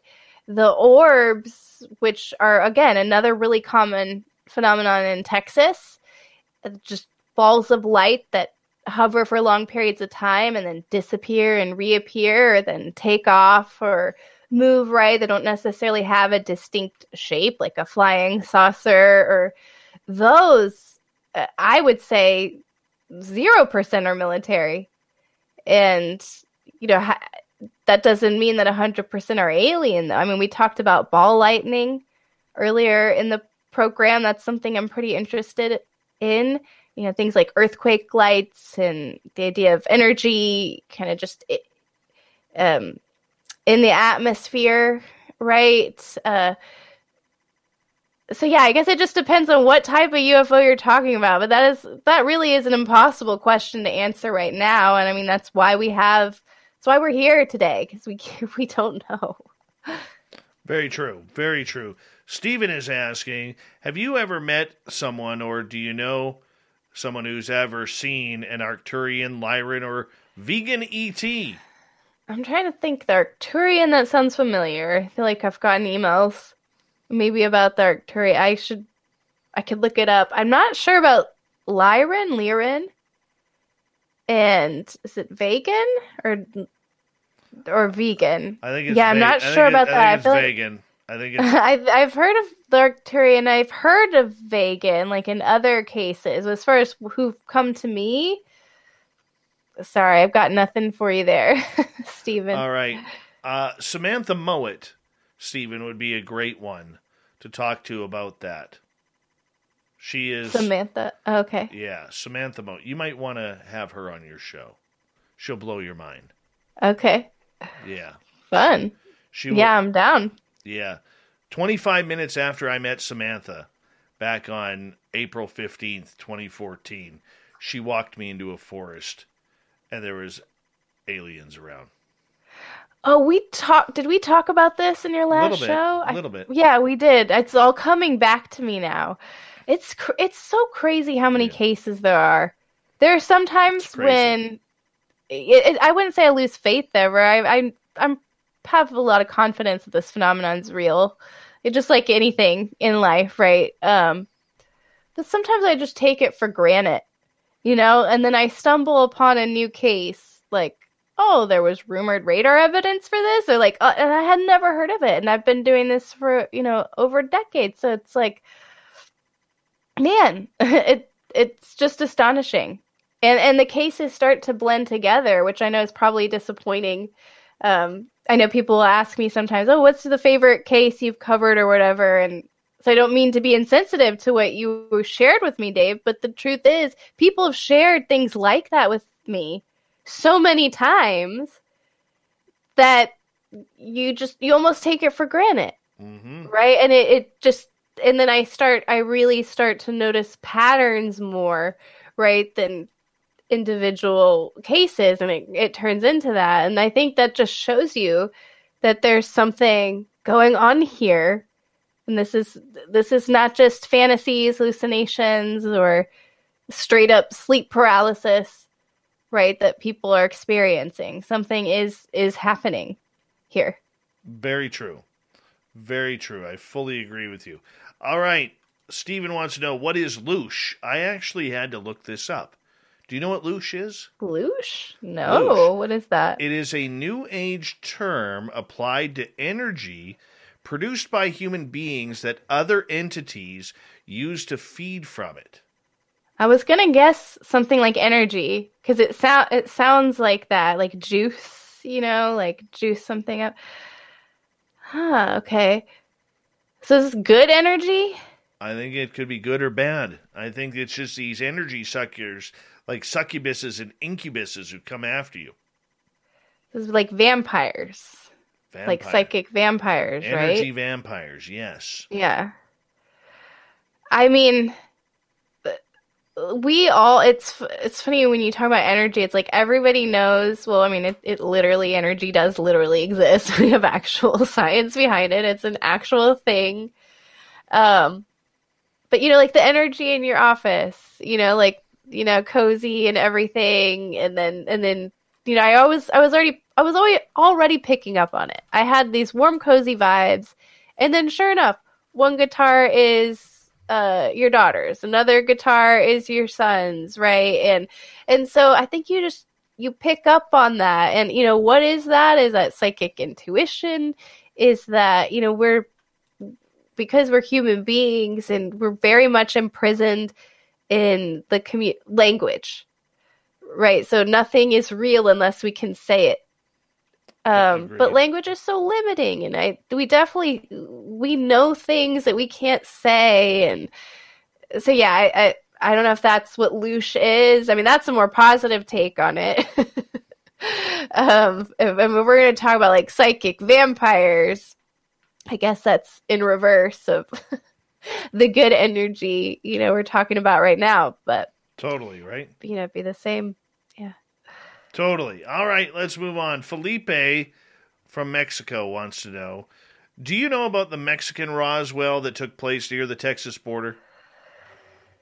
Mexican Roswell. I don't. What year? I'm wondering if I'm thinking of a different name, though. It was actually in Mexico. I believe it was the Chihuahua UFO crash. Oh, man. See, this is what I'm talking about. If I haven't looked into this case yet, I would be like, how in all these years, right? Yeah, I'm looking it up right now. I will totally look into that. I'm not sure if I've covered it before. How interesting. 1974 Rio Grande. Ah, okay. I'll definitely be looking into that one. Thank you. There's so many Roswells, right? There's a case, and I bring it up all the time in case there's anybody who is from Hungary or can speak Hungarian, because there were these allegedly leaked files. We don't know. That's what I've been trying to confirm all these years, of the supposed UFO crash and recovery of a live alien who communicated telepathically. And there's multiple documents, and it's all in Hungarian, and it was just leaked online years and years and years ago. Haven't been able to find anything else about it since. But what was crazy is I was able to validate aspects of it independently. So the pilot that is in the documents is a real pilot. The crash, he wasn't a real plane crash that day. So there is an actual public story for everything. So, if the documents are hoaxed, oh my gosh, how elaborate. And to what aim? Because, as far as I know, I think I'm the only English speaker or writer that has covered this, as some other outlets covered it as well. And really, I'm just going off of the Mexican Roswell because I call that the Hungarian Roswell. So that I'm still trying to learn about. So if anybody can speak Hungarian or knows Hungary, I've reached out to various people and just not had any luck. But it's going to be hard to get to the bottom of that case outside of Hungary. So I can do my best with Google Translate, but I don't think that cuts it. So if anybody can help with that case, it was 1996, Hungarian Roswell. And this Mexico one that Felipe was referring to is 1970 something. So, we've got 1947 Roswell, maybe a 1970s case, maybe a 1990s case. And there are more rumored crashes than these. There are suspicious meteorite events, let's just say. So there's a long trail, I guess you could say, of space objects crashing or landing on planet Earth. So there might be many more Roswells than we realize. I agree with you on that. Stephen is asking, when will the staged alien invasion happen? I know it will be followed by a real one. Golly, that's the scariest thing, right? I mean, aliens are kind of scary to think about, or are scary to think about. But humans lying about aliens or staging a fake alien invasion, that's super scary, right? I think that's, when we talk about, not trusting the narrative, it's scenarios like that I think keep us up at night, at least. Because that is the trick, right? Because something can be real or not real, and or UFOs can be real and visiting, right? But that doesn't mean that the UFOs that are being leaked to us, right, or being shown to us are alien in origin, right? And you don't even have to invoke any conspiracy there, right, or any malicious intent, right? You don't have to even. We should expect a fake alien invasion, and not even with any intention for it to be that way, right? But if we're calling UFOs aliens and calling them a threat, and it turns out that's not the case, I mean, that's just as dangerous, right? So I think it's okay to be wary of that.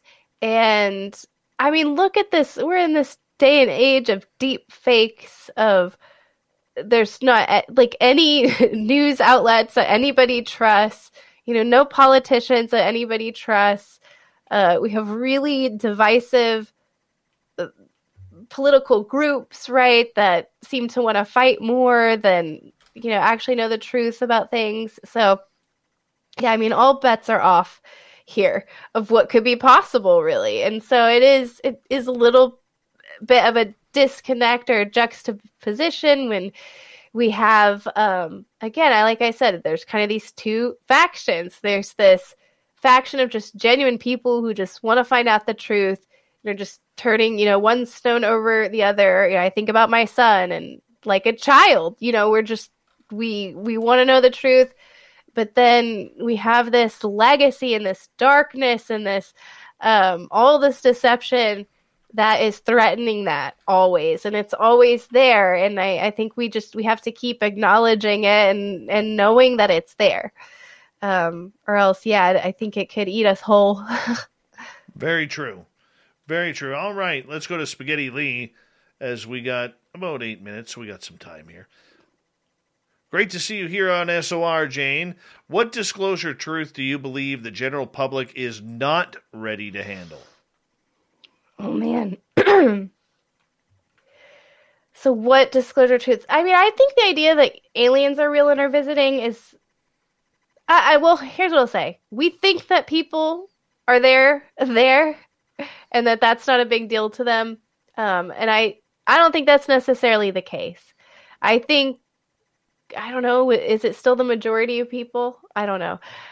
But a significant number of people, maybe the majority of your friends and family, so probably the majority of people, that's still not in their, that's just not in their notebook. That's not in their, this is how the world works, right? And so that may not seem like a big deal to you, that aliens could be real and could be visiting, but it is a big deal.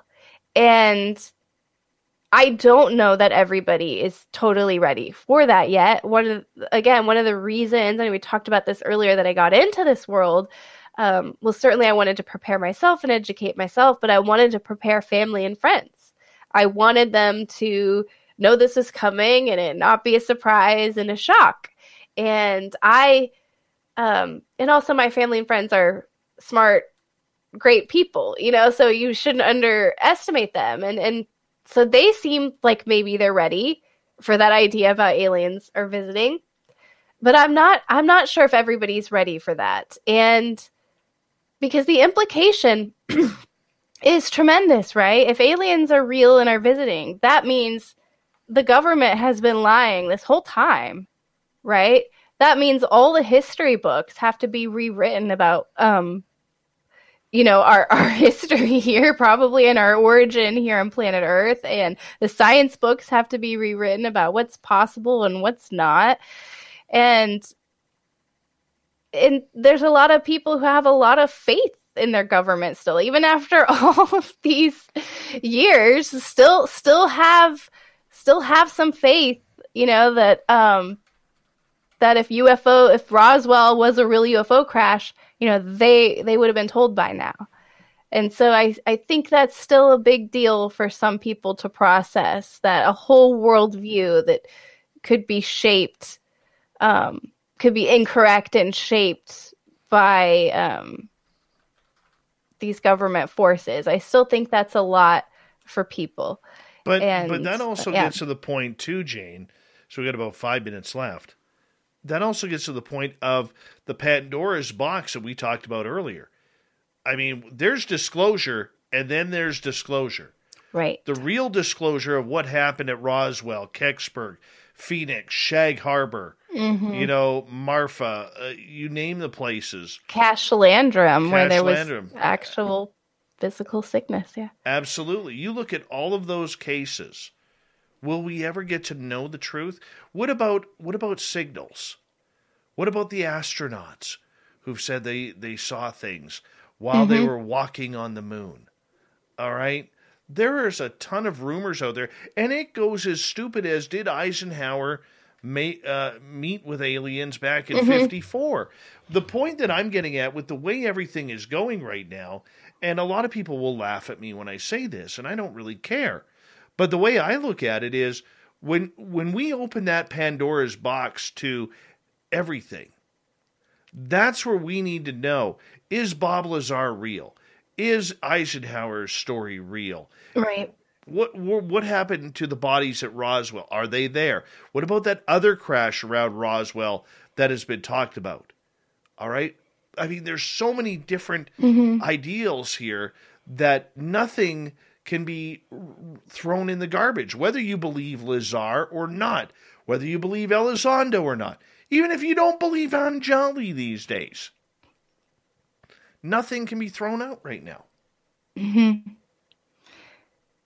Yeah, nothing can be thrown out, because you can't. What if you throw out the truth during your search for the truth? That'd be a shame, right? And then you're just up the creek, without a paddle, right? Looking to people to tell you, what the truth is again, and you're no farther than you were before disclosure, quote unquote. So I do think, I am just not a doom and gloom person, but I think in order to go on the positive path toward the light and the truth, we have to be aware of, you have to make a choice. So there's a path you're not going down, right? So it's okay to be aware of these darker elements, and then choose not to fight on UFO Twitter. Choose not to be a fanboy or a fangirl for your favorite researcher, including me. You should question me. You should. I don't know what I would do without the haters, if you will. I consider them sometimes the best value to me, right? Because they're debunking UFO sightings, right? They're bringing, new angles to things, right? So I think disclosure can be what you and me want it to be. But I do think we have to be on our toes, and we just can't take anything for granted. And we can't, look, Roswell's not going anywhere. It's not going anywhere. So, we just have to keep preparing ourselves for all those difficult discussions and questions. What do you think happened at Roswell?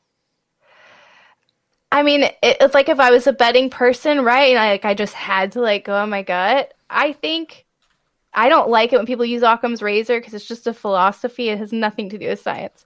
But I actually think you could employ Occam's razor here. I think there were craft that crashed, bodies that were not human that were found and interacted with. I think it sounds like the truth they weren't able to actually cover up the truth, because we have loads of witness testimony. It's almost overwhelming. And I mean, we literally saw the cover up in front of our eyes, and we still question it to this day. Now,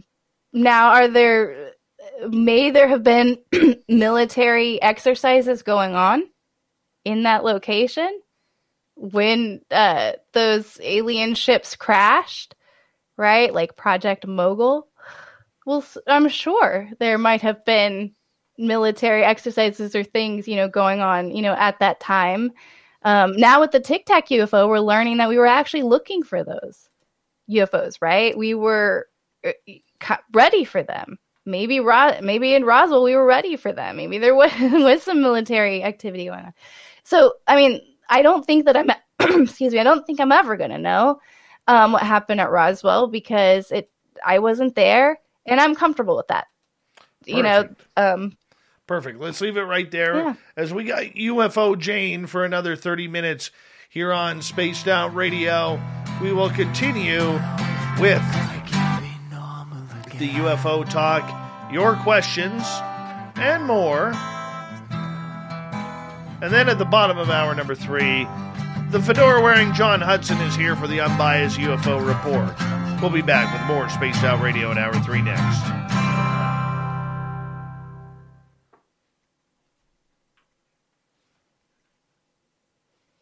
Hi, Boogeyman channel on Twitch. Yes, we are live. Yes, we are live. Not a stupid question. Don't forget to hit that subscribe button. I haven't figured out Twitch yet. I have no idea how it works. I just know we're on there. Really? That's cool. Yeah, I had to stop myself with creating or getting into new channels and stuff because I can't handle it. But it sounds like Discord's the one I need to actually That's the one learn. That is totally the one I'm staying away from. See, yeah, so I'll stay away from Twitch, you stay away from Discord. I will tell you this, the reason why is because I literally used to have it on my phone, and the damn thing would never, ever log off. Ever. Like, I would turn my phone off, and it would be, like, still playing in the background. And I'd be like, come on. Was this that was Discord or Twitch? Discord. Oh, okay. Hated it. Okay, I'll keep that in mind. Hated it. It's been real popular. People have been enjoying, I think, non-UFO Twitter, conversations where UFO Twitter can't spoil it. No, our next one will be us going over to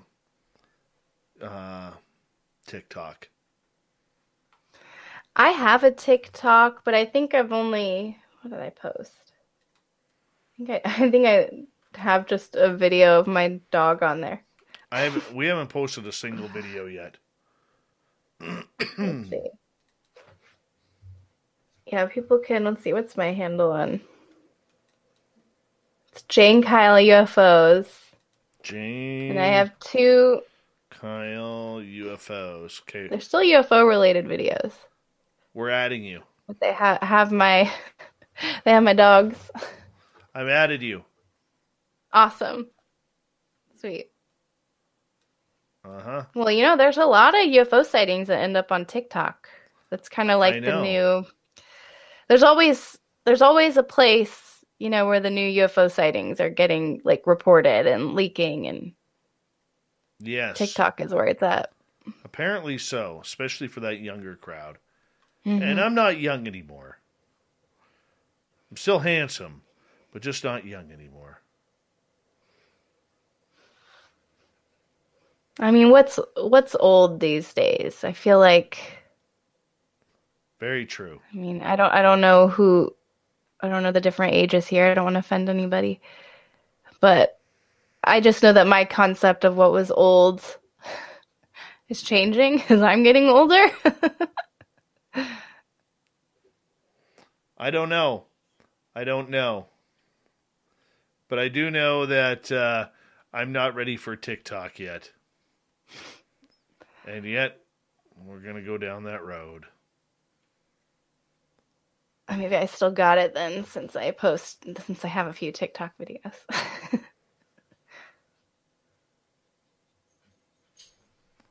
I don't get it.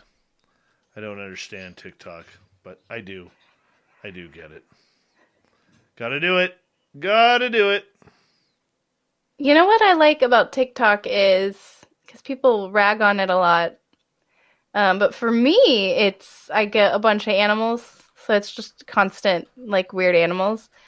And it's reminding me of the UFO phenomenon in the sense that it's like, wow, our animals are much weirder than we gave them credit for. Like, we all know that with our own pets, but when you see it on the scale of TikTok, just all the amazing animal relationships, and I know.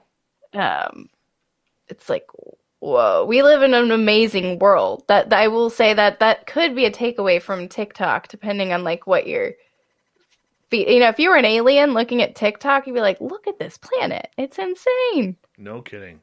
It's like, oh my gosh, this is somebody in a rainforest with like a parrot, and now I'm looking at somebody in New York City that's teaching their dog how to talk, because that's the thing on TikTok. Dogs have these mats that they like touch and it says words. I know, that drives me nuts. So ridiculous. But I mean, imagine it being an alien and looking through TikTok. You'd probably be pretty impressed with people. We rag on ourselves so much, we're not that bad. We got about a minute to go here. Minute to go. And just do me a favor, stick with us into the commercial break, and then I'll say a proper goodnight to you at the commercial break, okay? Sure.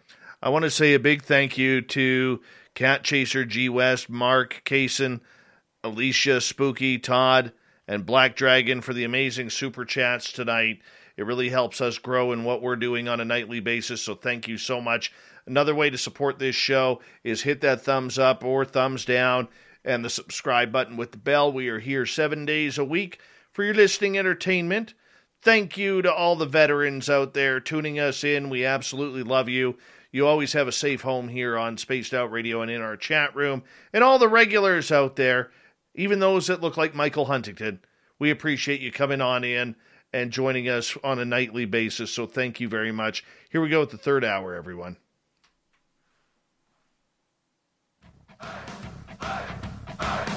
Would you like to connect with us? Head to spacedoutradio.com for all your latest show info. Now, back to Dave Scott and SOR. Third and final hour of Spaced Out Radio is now underway.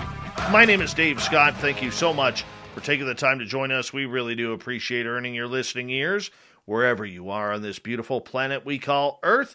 Want to say hello to everyone listening in on our terrestrial affiliates around North America and digitally on TalkStream Live, Revolution Radio, and KPNL. All of our archives are free. Just go to youtube.com/Spaced Out Radio. Do old Davey the favor, hit that subscribe button. The Desert Clam has set the password for tonight in the SOR Space Travelers Club. Kachemek. Kachemek is your password. Use it wisely, Space Travelers, as the Clam sets the password each and every night right here on Spaced Out Radio. Our website, spacedoutradio.com. We have a plethora of features for you. Rock out to Bumblefoot, read up on Shirky Poo's News Wire. Follow us on Twitter at Spaced Out Radio, Instagram, Spaced Out Radio Show, and on TikTok, our brand new at Spaced Out Radio. For the final time tonight, we introduce UFO Jane. Yes, Jane Kyle is the host of the Weird UFO Show, along with a new member of the Unidentified Celebrity Review. She's been investigating UFOs for, well over a decade now, and she's still having fun doing it. We got her until the bottom of the hour. Jane, welcome back. Hey. Got some audience questions for you. Yeah, let's do it. Sovereign wants to know, are you aware that there are a lot of alien hybrids or full-blown aliens posing as humans in Texas?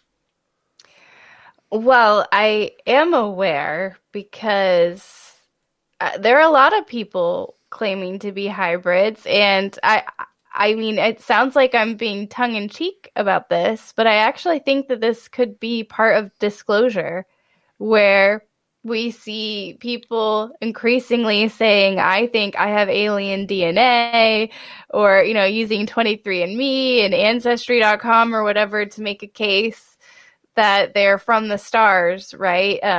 When Avatar came out, there were a group of people that felt like it was like their home planet, and they wanted to go back, and that movie like made them sad. So that was a whole thing online, and people believing that the blue avians are an actual alien species that Avatar was kind of inspired by. So yeah, actually, seriously, I do think that there are people who believe that they're alien hybrids. Texas is a really big state. They're definitely here.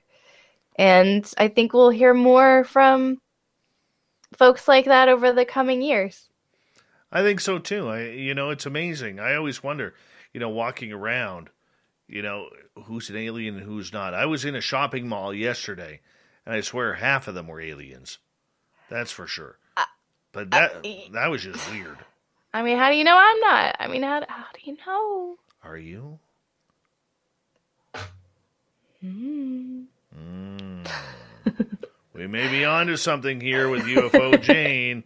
Could she be letting us into a secret? All right, follow up from Sovereign. Do you know about the Aztec, New Mexico UFO crash and what was found inside that crashed UFO? So the New Mexico is what I was going to bring up earlier when you brought up the Mexican Roswell. So that's ringing a bell a little bit. Oh man, I wish we could hear from you, Sovereign, because I don't know what was found inside the UFO, but it sounds like I've got some cases to look into. I always appreciate Aztec, New Mexico. I don't know.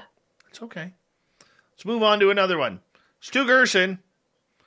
Why are there so many UFO crashes? I thought aliens were advanced. I love that. That's a common skeptic debunking tactic, and it's so funny too. If UFOs didn't ever crash here, guess what they'd be asking? How come the UFOs aren't crashing here ever? If the UFOs are real, wouldn't we have found a crash by now? So it's funny how you can always flip that logic.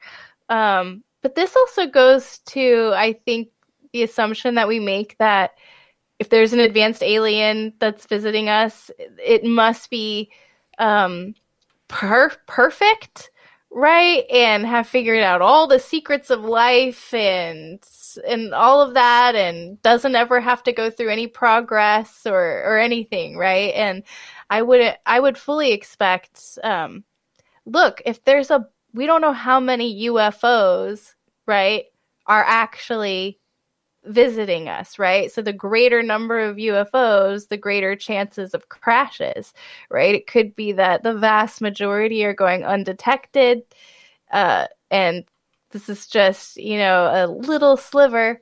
Also, though, I would say, consider that UFOs could be drones and remote objects that the alien pilots maybe aren't as attached to, as we think. So it's another possibility. All right, let's continue on here. And let's go to Tony. Do you think the news, media, and government are hanging back for the Congress reports? So, meaning, I'm not sure I fully understand the question. Like, just not really getting too excited about everything, that there's going to be a big media storm to come, I think is what you're getting at. I think that's possible. I feel like it's been kind of quiet on the media front as far as this topic goes. There was a period where it seems like, I was getting texts, from family members and friends, like, did you see this, on Fox News or CNN or whatever? And it does seem like the conversation's getting a little more inside baseball again, right? Like, I don't know if the amendment this UAP amendment is really on people's radars or not in the mainstream. So yeah, they could be waiting for some upcoming events. Yeah, I'm not sure, because it I mean, what media, what government, right? Are you talking about UFO Twitter, those voices, or Lou Elizondo, or I mean, there's so many. That's a big group of people, and it seems like there's a lot of people trying to make disclosure happen at different rates and for different agendas. So yeah, who knows? Yeah, I have no idea. No idea. I think the media is not hanging back for anything. I think for years they believed that this story would never happen, and now that it is here, I think they praise it when it goes away. But the next big news, they'll hop on it, and it'll disappear just as quick. My opinion. Yeah, I mean, it just depends, what is the story this week, right? So, yeah, it's anybody's guess. I fully agree with you on that one. All right, let's continue on with some audience questions. And let's see, where are we going here? Stu, what about Jackie Gleason seeing aliens shown by Richard Nixon? What's your opinion on that, Jane? I mean, that's just one of those, it's like the Eisenhower, rumor you're talking about. This is just one of those rumors that we'll hear about, and we'll never be able to prove that. I mean, that was so long ago, and it's just going to live. It's just going to be a rumor, right? I guess. I mean, so I really can't have an opinion on it unless there was some new evidence, right, that was disclosed, like a new file, a new FBI file, for example, that was about Jackie Gleason and his interest in bring me something new, and then I can start to form an opinion about it. But other than that, these are really just, they become stories, fun stories, because I just can't prove them in 2021. And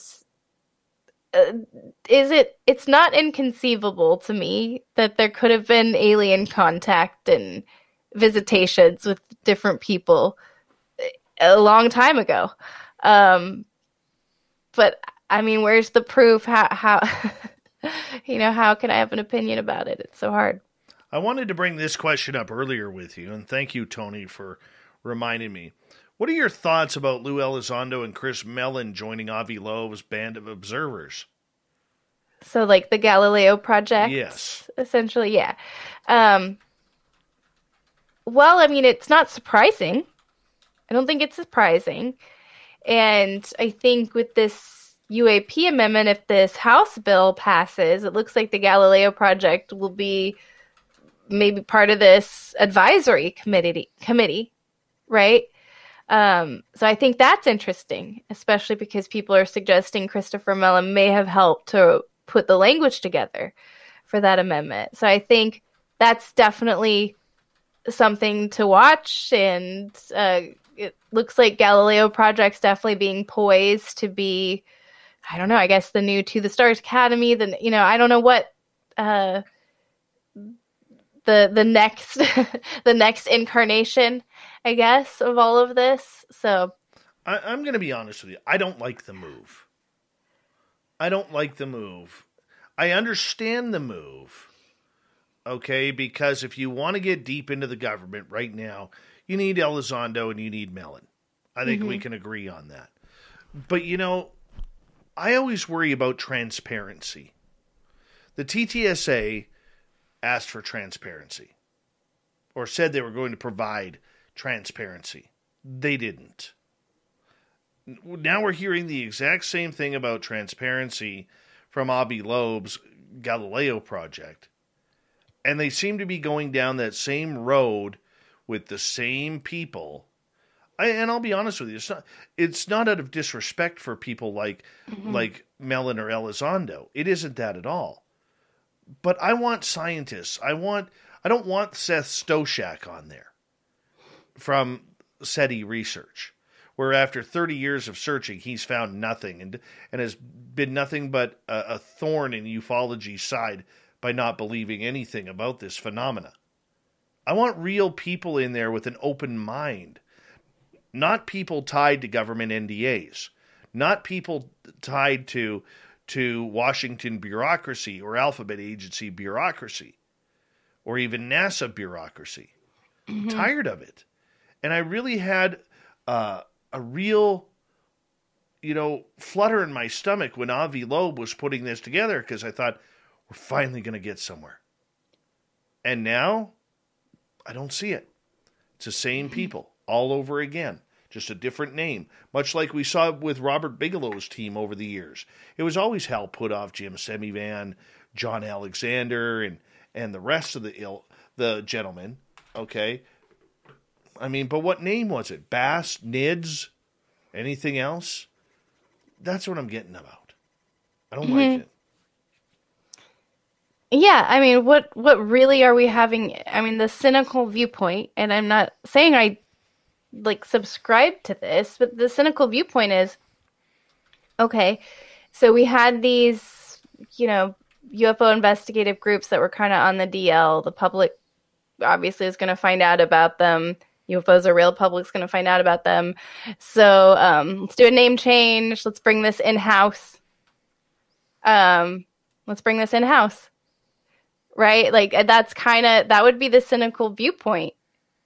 Right? And that would be disclosure on the government's terms. Right? And not necessarily what the disclosure the public is looking for. So, and I hope that people can ask those questions. I hope people are allowed to be cynical, because it was not being cynical enough that got us into this in the first place. It was falling for all the deception that got us here in the beginning is why we're here, right? Because of all the deception. And so, yeah, I mean, it's just tricky. And again, it's so hard because it's not personal against any specific person, I'm pretty sure the Galileo Project emailed me and was like, do you want to join the Galileo Project? I would be like, sure. And yeah, I'm sure I have something to add here, but that doesn't change anything. Yeah, I would still have the same opinion about it. There are people that I interview that I'm friends with and that I respect, but I ultimately know that we are all part of this bigger amoeba of disclosure, if you will, and that it just is what it is, and it's not all good and it's not all bad, and just have to take it how it is. Very true. I love this question by a new listener, Boogeyman Channel on Twitch. Have you heard of the spaceship Earth theory? What are the chances our planet is actually a huge spaceship? That would be something else. I have heard of that. Kind of gets into hollow Earth, inner Earth, theory a little bit. What are the chances? I mean, what are the chances? I'm not a statistician, so I really don't know. I'm not a mathematician. I really don't know. I haven't seen. Show me the evidence for that. I've definitely seen, the hollow Earth, inner Earth theories, and I think there's something going on down there under the ocean for sure. But I'd have to look into more of the actual evidence for it being a spaceship or not in order to give you my chances on that. I think it's a fun idea.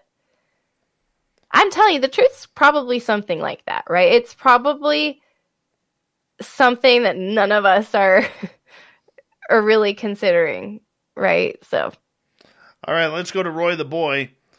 Do you think the reason why information is leaking out now, something's going to be happening that's completely out of government control? So yeah. So one of the people ask, why now? Why is this happening now? I think on one hand, it's an opportunity we have now to just get all this out, because a lot of people who've been protecting or keeping the secret are no longer with us today, right? So that's why now, right, we have a new age.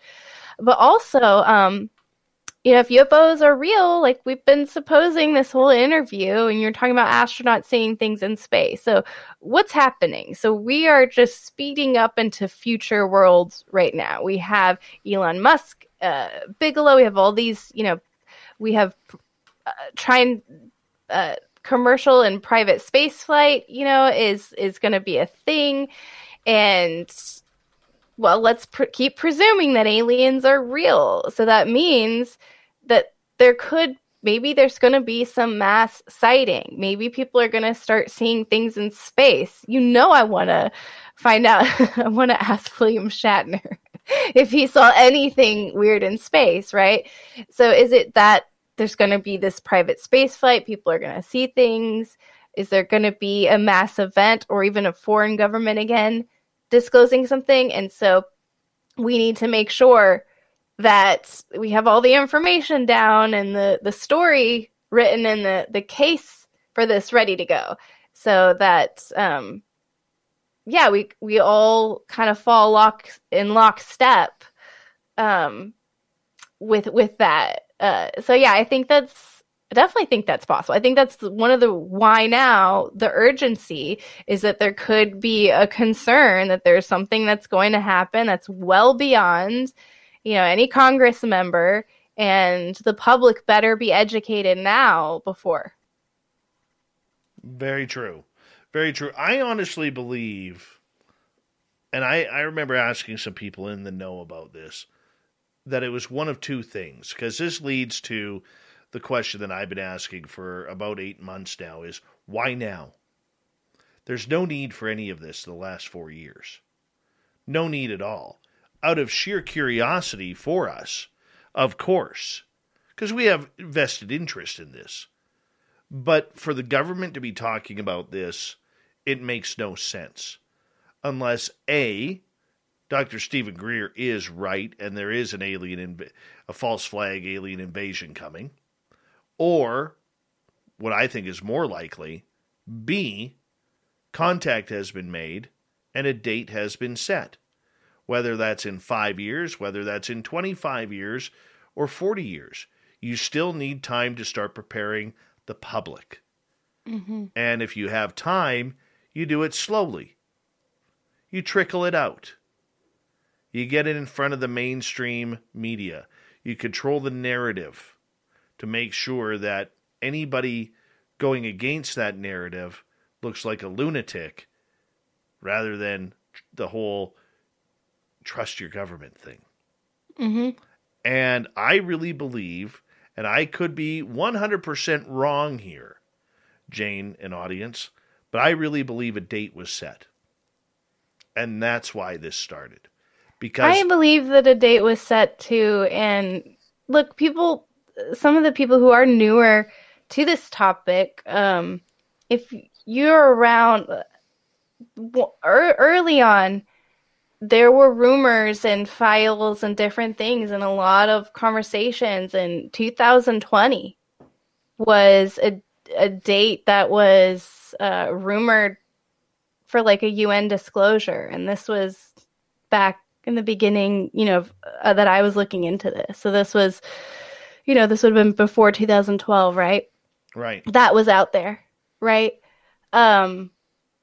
I know I come from a corporate background. I've worked for some really big companies, and those big companies plan 3, 5, 10, really big companies 20 years out. And these are secret plans. These are plans you don't share with your competitors. You don't share with your customers. You don't even necessarily share with the shareholders, right? These are strategic plans to, whatever that company objective is, right? And I know that something as important as UFOs and aliens, something that is high national security, high stakes as that, is going to have the most strategic, smartest people tasked with how to deal with that. So whether or not, any of those plans, went to fruition, I can't imagine that in 1947 Roswell, around that time period, if there weren't some plans there weren't some decisions, some strategies, some plans put in place, and if those didn't continue to evolve, as interactions and sightings evolved, and curiously enough, in this amendment to the House bill that everybody's buzzing about, I have a YouTube video on my channel where I break it down and to more in depth, but something I noticed is that in that amendment, they referred to the intelligence community 3 times. So basically, let's find out about UFOs from the intelligence community. And in the amendment, in the very end, there's a definition section, and it defines intelligence community as defined in the Section 3 of the National Security Act of 1947. So the National Security Act of 1947 went into effect just a few months after Roswell, and it restructured the whole military and intelligence organization. On that note, UFO Jane, we got to say goodnight to you. Thank you for a wonderful show here on Spaced Out Radio. Very much appreciate it. You can listen to her on the Weird UFO Show and UCR. Coming up next, we have the fedora-wearing John Hudson for the UFO Report. We'll be right back on Spaced Out Radio.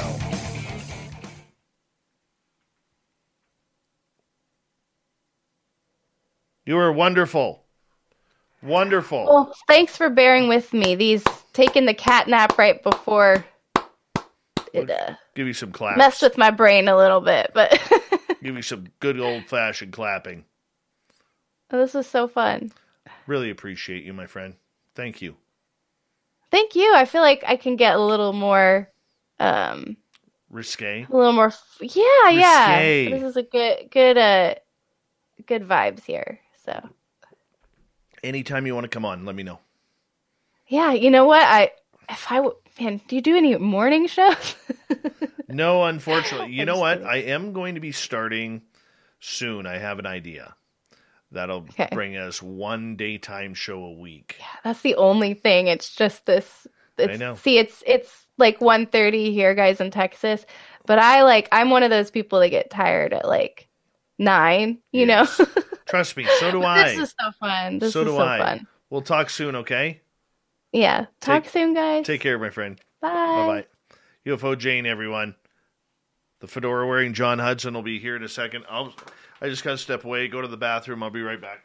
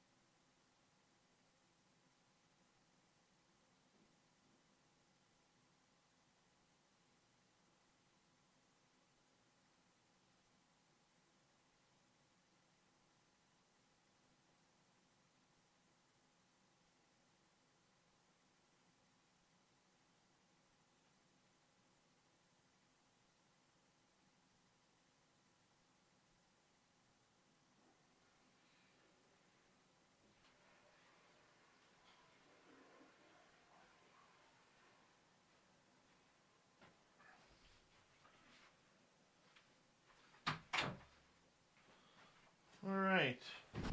Just waiting to be joined by the fedora-wearing John Hudson. I'm going to get Shirky Poo's news ready here.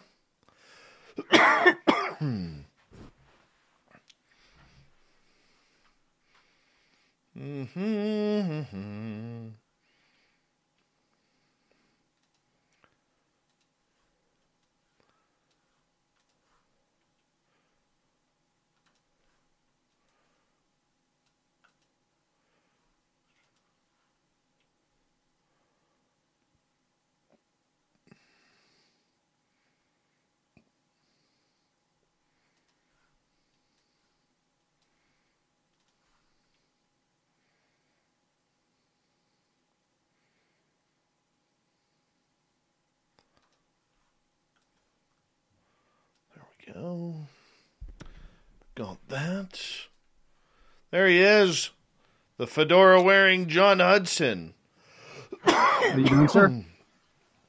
You got your internet back. Yep. They're usually pretty good about it, so I wasn't too worried. I just figured to give you a heads up, Yep. The weird thing was it around here, like if you have AT&T, internet, you can get up to like 120 megs down on their 5G, and so that's always my backup plan. And whatever took out Comcast seemed to have also affected AT&T because I was only getting like 0.5 megs down from AT&T, and I'm like, how could how rude was it for you both to have trouble at the same time? Apparently you need a cowboy hat in honor of a Texas show. Julie Bond. She was cool though, man. I love Jane. Yeah, she's amazing. It was she was great to have on, and I mean, because the thing is, like, when you have people on that are real journalists, like Ross, like it takes to a different level, but they're not deep UFO people. She's this beautiful mix where she has that journalistic background that allows you to connect better with her, but she's been in the weeds more, and so she's a little more in the trenches. It's cool. I like it. I thought she did well. Oh yeah, no, she did great. Well. Talking too much today.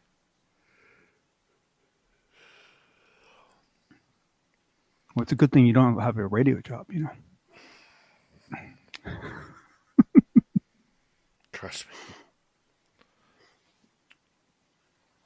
Mm-hmm. All right, we got 20 seconds. Thank you to Anya, Kat, G. West, Mark, Kaysen, Alicia, Spooky, Todd, and Black Dragon for the amazing super chats tonight. Really appreciate the love and support. You can also check out our swag on our website, spacedoutradio.com. Here we go, everyone.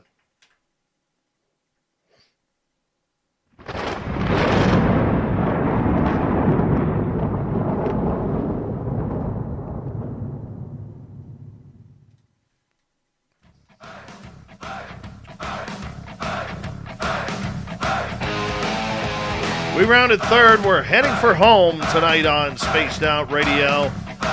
My name is Dave Scott. Thank you so much for taking the time to join us. We really do appreciate it.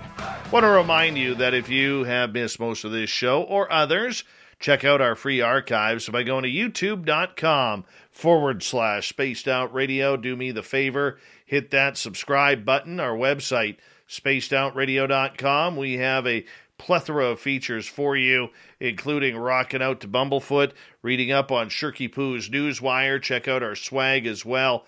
Follow us on Twitter at Spaced Out Radio and on Instagram, Spaced Out Radio Show.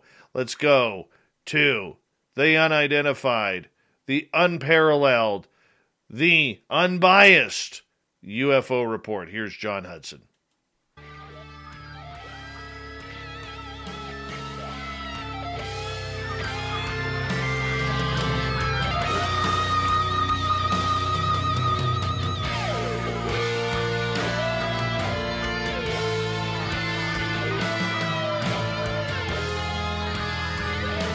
Yes, the fedora-wearing John Hudson comes in to keep us all up to date on the latest UFO news. John, welcome back. How you doing, buddy? Doing good. Yourself, Dave? I am good. Good. Yeah. Good. Well, thank you, everyone, for sticking around. We do appreciate it, especially when you got, that great conversation with Jane. I love her. She's doing great work, so it's nice to have her back on, considering the problems we had last time. So I'm glad you did it so fast. Yeah, it worked out great, and she's a fantastic person and a fantastic interview, very pro, and I love the fact how she keeps her mind open. She's right in the thick of things, and she's able to keep her mind balanced, and I think that's fantastic. Absolutely fantastic. Yeah. Well, it's one of the hardest things in this field is you find some piece of information that you wanted to find, and then it's really hard not to just go, boom, this is it. You got to take a step back and go, well, this still could be wrong, All right, let's get right to it, my friend. The Washington Examiner had some coverage on SA 4281, and the Transmedium in that committee's name reflects witness reports and military data. What do you got on this? So the thing I'm loving is that because when I first reported on this amendment, she had not made any public statements about it, and pretty much no one was covering it. Coverage was very, very, very, very small. Since then, a bunch of new coverage has shown up, and so basically, what's fun now is that you can contrast them. And this is a really important skill to have, because what it does is it allows you to see what is important to different subgroups of people, and how deep into these articles some of these reporters get. And so you take the Washington Examiner, for example, and as Dave said, they really focused on the transmedium stuff, right? Which I think is great. I think it's an important factor, because of the fact that, for so many people have gotten frustrated, just like some people have gotten frustrated about the lack of coverage of stuff before, say, 2004. Other people have been very frustrated by the fact that it's this huge focus on the skies and not a focus on anything beneath the water, right? So it shows that at least someone there is paying attention. And so, I'll provide a link to the article. It's not long. I recommend everyone read it, but you can kind of get a perspective of, what the Washington Examiner thinks that their customer base is going to catch on to in that bill, because it's actually fairly lengthy, the amendment itself. Okay. So for people who may not understand what the amendment is, let's give a rehash of what it is.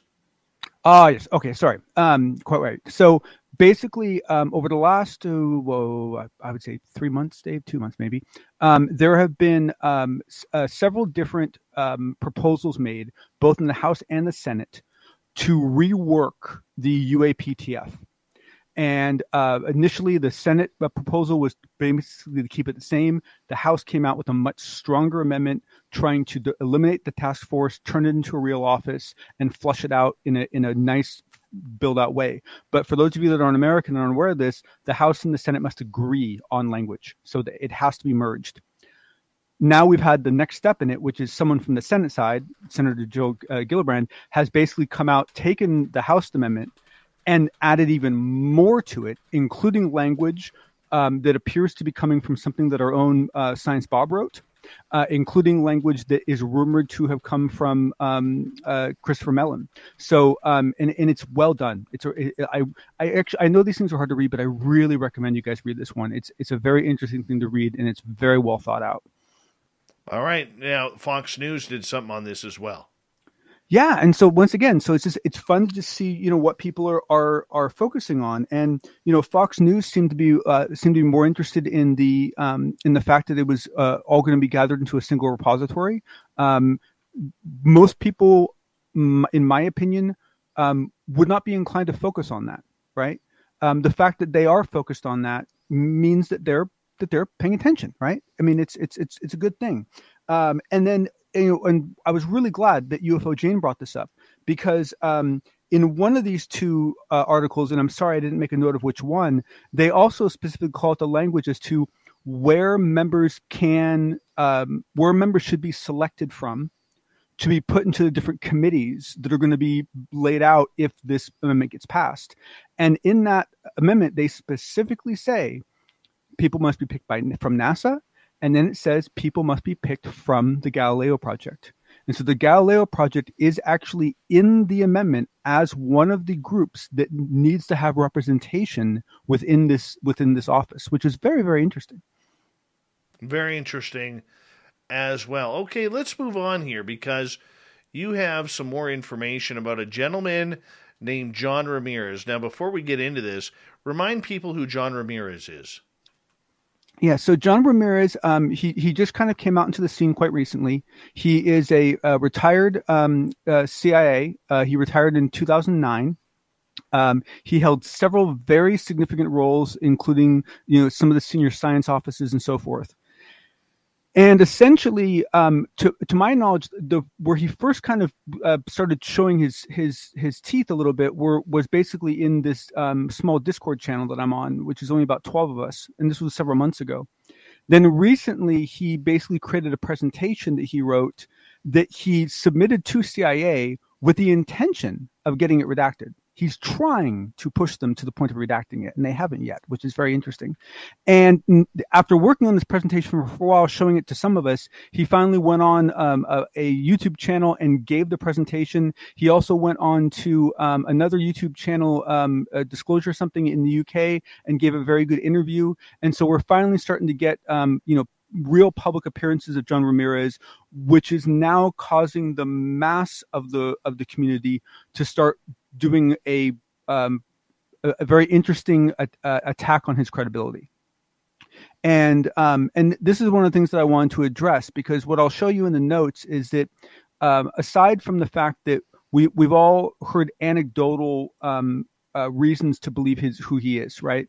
Someone on Reddit claiming to be a DoD high-ranking official claims to have validated his credentials. Science Bob seems to know something about him. I don't know exactly how familiar he is with him, but he basically said this guy was a hero. So he at least was aware of something he did. Jim Semivan appears to have had some contact with him, but none of that in writing. John Ramirez himself has provided some documentation. So one of the things he provided was a Central Intelligence citation. And so I'll include it in the notes. It's a nice citation, basically saying that, John F. Ramirez was awarded this for his career. It's a career intelligence medal, right? And he puts this out, and immediately people start saying, "Oh, that's a fake document," right? Welcome to UFO Twitter. Yeah. So then he goes on and provides the emails, because it turns out that when you're former CIA and you submit a presentation to the CIA for qualification, they give you a serial number for each slide. And so then you can go back and resubmit a slide saying, "I've changed this slide in this way." You can even propose future changes to let them give them a heads up. It's all very organized. And so he provided 2 of the emails. Obviously, some of the names are redacted and so forth, showing, that his submission was received, for, a certain slide number, and a following email showing that his submission was approved. And so these are 2 good email documents that show this. But once again, and I'll be honest, I could recreate these, right? I could recreate the citation, right? These would not be, and this is the problem, is these were not hard to fake, right? But how do we handle this, right? I mean, like some people said, well, look, we have 2 or 3 anecdotal sources, right, that are not related, right? Does the fact that there's 3 of them give an anecdotal data point a higher level of credibility? Some people say yes, some people say no. These documents for some people are very reassuring. There are other people that just think they're completely worthless. But then the challenge is how do you actually confirm someone's identity, right? I mean, unless you know some way to actually reach into the CIA and ask them to confirm an employee, I know there is something like this for other agencies where you can call an 800 number, give someone some information, and they will validate that someone actually is, within that organization. I don't know if the CIA has this or not, but we're getting into this challenging point where we've had, like UFO Jane brought this up well, we've had so many jokers in the past. We've had so many problems in the past. We've had so many scams. We've had people that started out legitimate and then went south, right? Because they couldn't maintain it, right? And so then they got caught cheating, and then everyone puts everything they did before into a fake bin, which they really shouldn't have. So we've had all these problems, and so we basically as a community have PTSD to trust issues, right? And here you have John Ramirez, who says in this interview that one of the reasons why he's doing this is because he has several friends in the intelligence community that he's asked to get involved. And they've all said, "No way in hell am I submitting myself to that. There's just no way I'm doing it." And so one of the reasons why he's coming out is to prove to them that it's safe to do so. Prove to them that he can show value and that they can show value too. And what are we doing? We're shish kebabbing the guy, right? Well, of course we are. So I think it's worthwhile, for some discussions to break out to start qualifying. How do we validate someone's identity? How do we validate someone's work history? What sort of pieces of evidence are going to be taken seriously, and what sort of chain of authority do each of those documents have to have? And I think we need to come to some kind of agreement, because right now it's taking us away from the main point. Well, John, and I agree with you on that. The issue that we have is there's a lot of people who are, ready to slice the throat of everybody in this field who comes out and says they worked for the government. All right, that's number one. Number two, when it was only Rick Doty back in the days when he went by Richard Doty, the former spy. I mean, this opens up a lot of sore wounds for the Paul Benowitz murder. Okay, it opens up a lot of doors for people who were told, even by Doty at that time, don't trust anybody who's from an alphabet agency regarding this, because my job was to cause disinformation regarding the UFO phenomena. That's what I was paid to do, he said, and we all lost respect and credibility for people such as Doty after that. Elizondo cannot win. Okay, he could tell us, he could bring aliens right to your doorstep, and you're not going to believe him, right? Because that's the day and age we're in. Nobody wants to believe anybody that comes from an alphabet agency right now, because nobody believes that alphabet agency or that agent has the benefit of ufology truly within his heart and soul. I know, and to me, it's a very interesting conundrum, because, if I'd gotten into this field 15 years ago, I would probably be in the same condition. But because of my professional work history of the last 15 years, I've now developed a very, very different perception of the intelligence agencies in the DoD and the DOE. I've worked with them. I know a lot of people in them, and I have a tremendous amount of respect for them. And so now I find myself more on a more of a balance beam, in that essentially, there's some that I don't trust based on my own judgment, and there's some that I do. And I think you're right. I think a lot of people have this trigger reaction to it. But this is why, if we're ever going to come out with any standards, which eventually we're going to have to do, I think something that would be a really good thing as a first stab at it is to start qualifying, how do we validate people? How do we actually, and what level do we validate them? Because you have someone like Anjali, right, who we have validated her employment, right? We have. My opinion, enough people have done it. I have not done it myself, but enough people I trust have done it. I really believe that at least most of what she said about her employment is real. But does that mean what she says is legitimate? We'll never know. It's so challenging. All right, quickly here, as we only got about a minute. Yeah. Wednesday, November 10th. What's happening? So this is the panel. I'll provide a link in the notes. You got to register for it. It's open to the public. You can watch it live online. And this is the panel that was originally started as a discussion about the UFO phenomenon, what's going on, and how it interacts with religion. And it originally just started with Avi Loeb and I can't remember the poor guy's name. He's done other stuff with the community before. I can't remember his name. I'm not going to destroy his last name. Another individual I'll include in my notes. And since then have added the director of NASA, Dave's favorite guy, and then most recently they added the freaking DNI. Right? The director of national intelligence is going to be on this religious UFO interaction panel live on the 10th. Please watch it. I think it's going to be very interesting. Absolutely. My friend, always a good time to have you here. Really do appreciate Thank you, sir. We'll talk to you very soon. Sir. Yep. Here we go with the news. Shirky Poo's news is coming at you.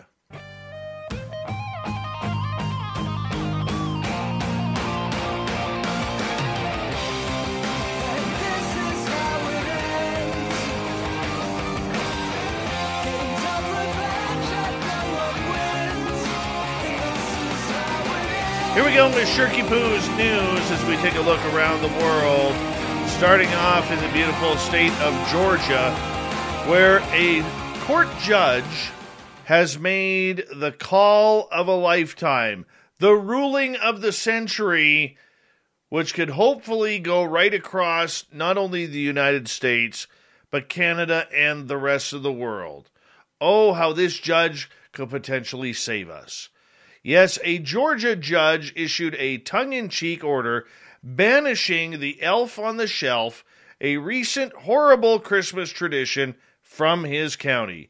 Cobb County Superior Court Judge Robert Leonard tweeted the text of an order banishing the elf on a shelf, a small toy that reports the actions of children to Santa Claus in the run-up to Christmas, due to it posing a risk to the emotional health and well-being of Cobb's young children. Thank goodness. Toss this piece of crap in the garbage. Inexplicably, elves sometimes move and don't move overnight. When these elves do not move, it leaves our children of tender years in states of extreme emotional distress, Leonard wrote. The Elf on the Shelf sprang out in 2005 children's books of the same name by Carol Abersold and Chanda Bell. Leonard tweeted that his order was a gift to tired parents. He explained that families who love their elves can feel free to keep them or throw them in the garbage where they deserve to go. No contempts, he wrote. Listen to the judge, people. Get rid of that horrible elf in the shelf idea. Here's a cool story. A trash barrel from South Carolina ended up in the ocean and floated more than 3,500 miles to a beach in Ireland. The Myrtle Beach city government said in a Facebook post that visitors to a beach in Mulroney, County Mayo, found a blue trash can on the beach that still bore stickers from Myrtle Beach. The post included the text of an email from Keith McGreal, who was one of the people who found the barrel. That's an amazing voyage for a trash barrel, although we'd prefer that it stayed put on our beach rather than gallivanting all over the world via the Gulf Stream. The Myrtle Beach city government's post said, I don't think it's possible to tell when it went missing, but it probably was during a wind or storm event. Lots of brilliancy there. The city asked the finders to have the barrel recycled. Good job on them. All right, let's go hunt for some aliens. Thousands of alien worlds are known to orbit the stars beyond our solar system, and many more worlds, possibly harboring life, lie in waiting to be discovered. A new astronomical instrument called NEED, which is the NN Explorer Exoplanet Investigations with Doppler Spectrometry, has come online in 2021 to help scientists hunt for new alien worlds. The Texas Advanced Computing Center is assisting the effort with the supercomputer time and the expertise it needs science search for new worlds. Yeah, the need derives from the word meaning to see in the native language of Tohono O'odham, and whose land Kitt Peak National Observatory is located. We're proud that NEED is available to the worldwide astronomical community for exoplanet discovery and characterization, said Jason Wright, professor of astronomy and astrophysics at Penn State. Yeah, but let's just hope this project doesn't get Seth Stoshak on it, because they'll never find anything, and Seth will still, pick up a paycheck for finding nothing.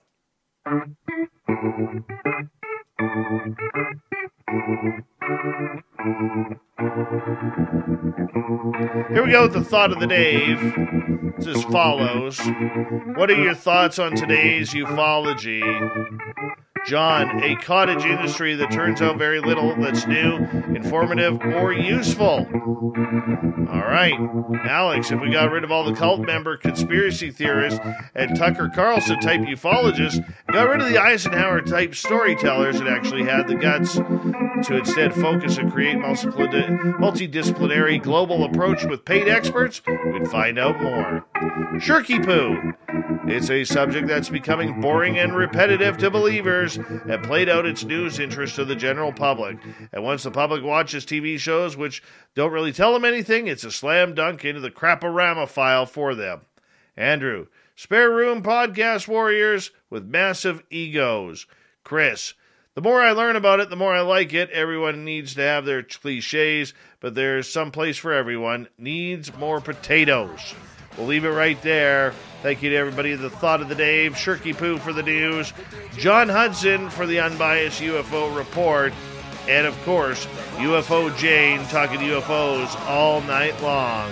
We got Mr. Ron Bumblefoot Thal rocking in the background with Little Brother is watching.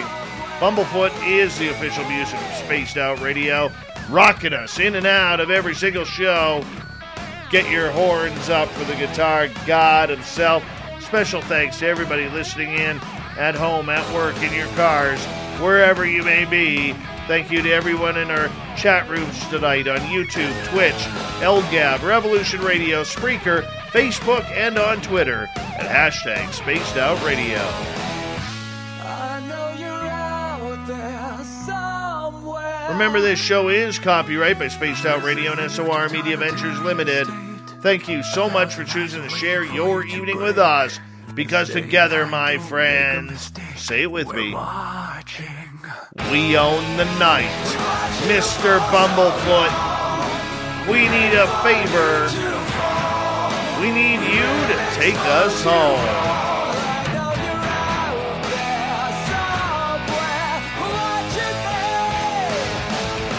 Yes, the Woo Train has docked for the night, but soon, my friends, we shall ride again. Your seats are always available. Your tickets never expire. And if you want to bring a friend, we've got room for them too. Good night.